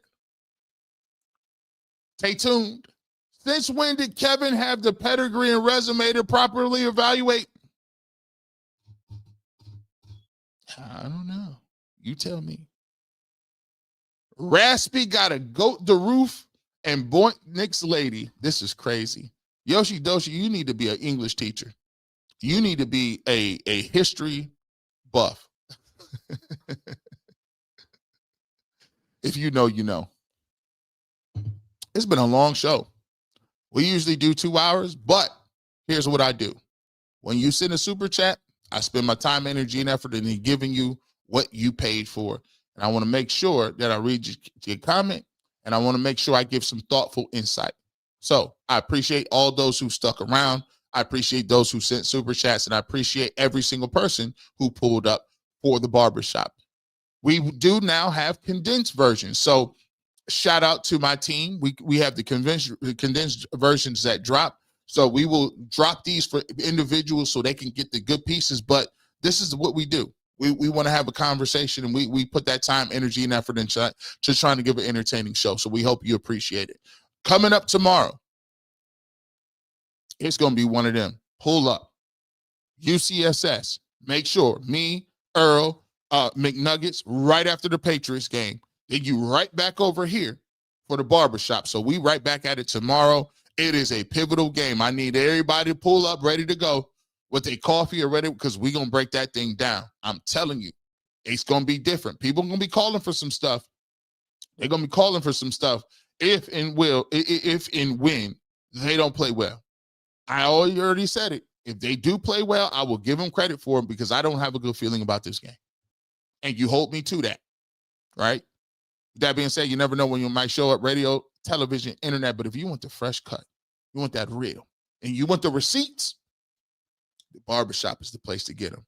You have a great rest of your weekend. Enjoy college football. Meet me back here, same place, same time, right here on the barbershop.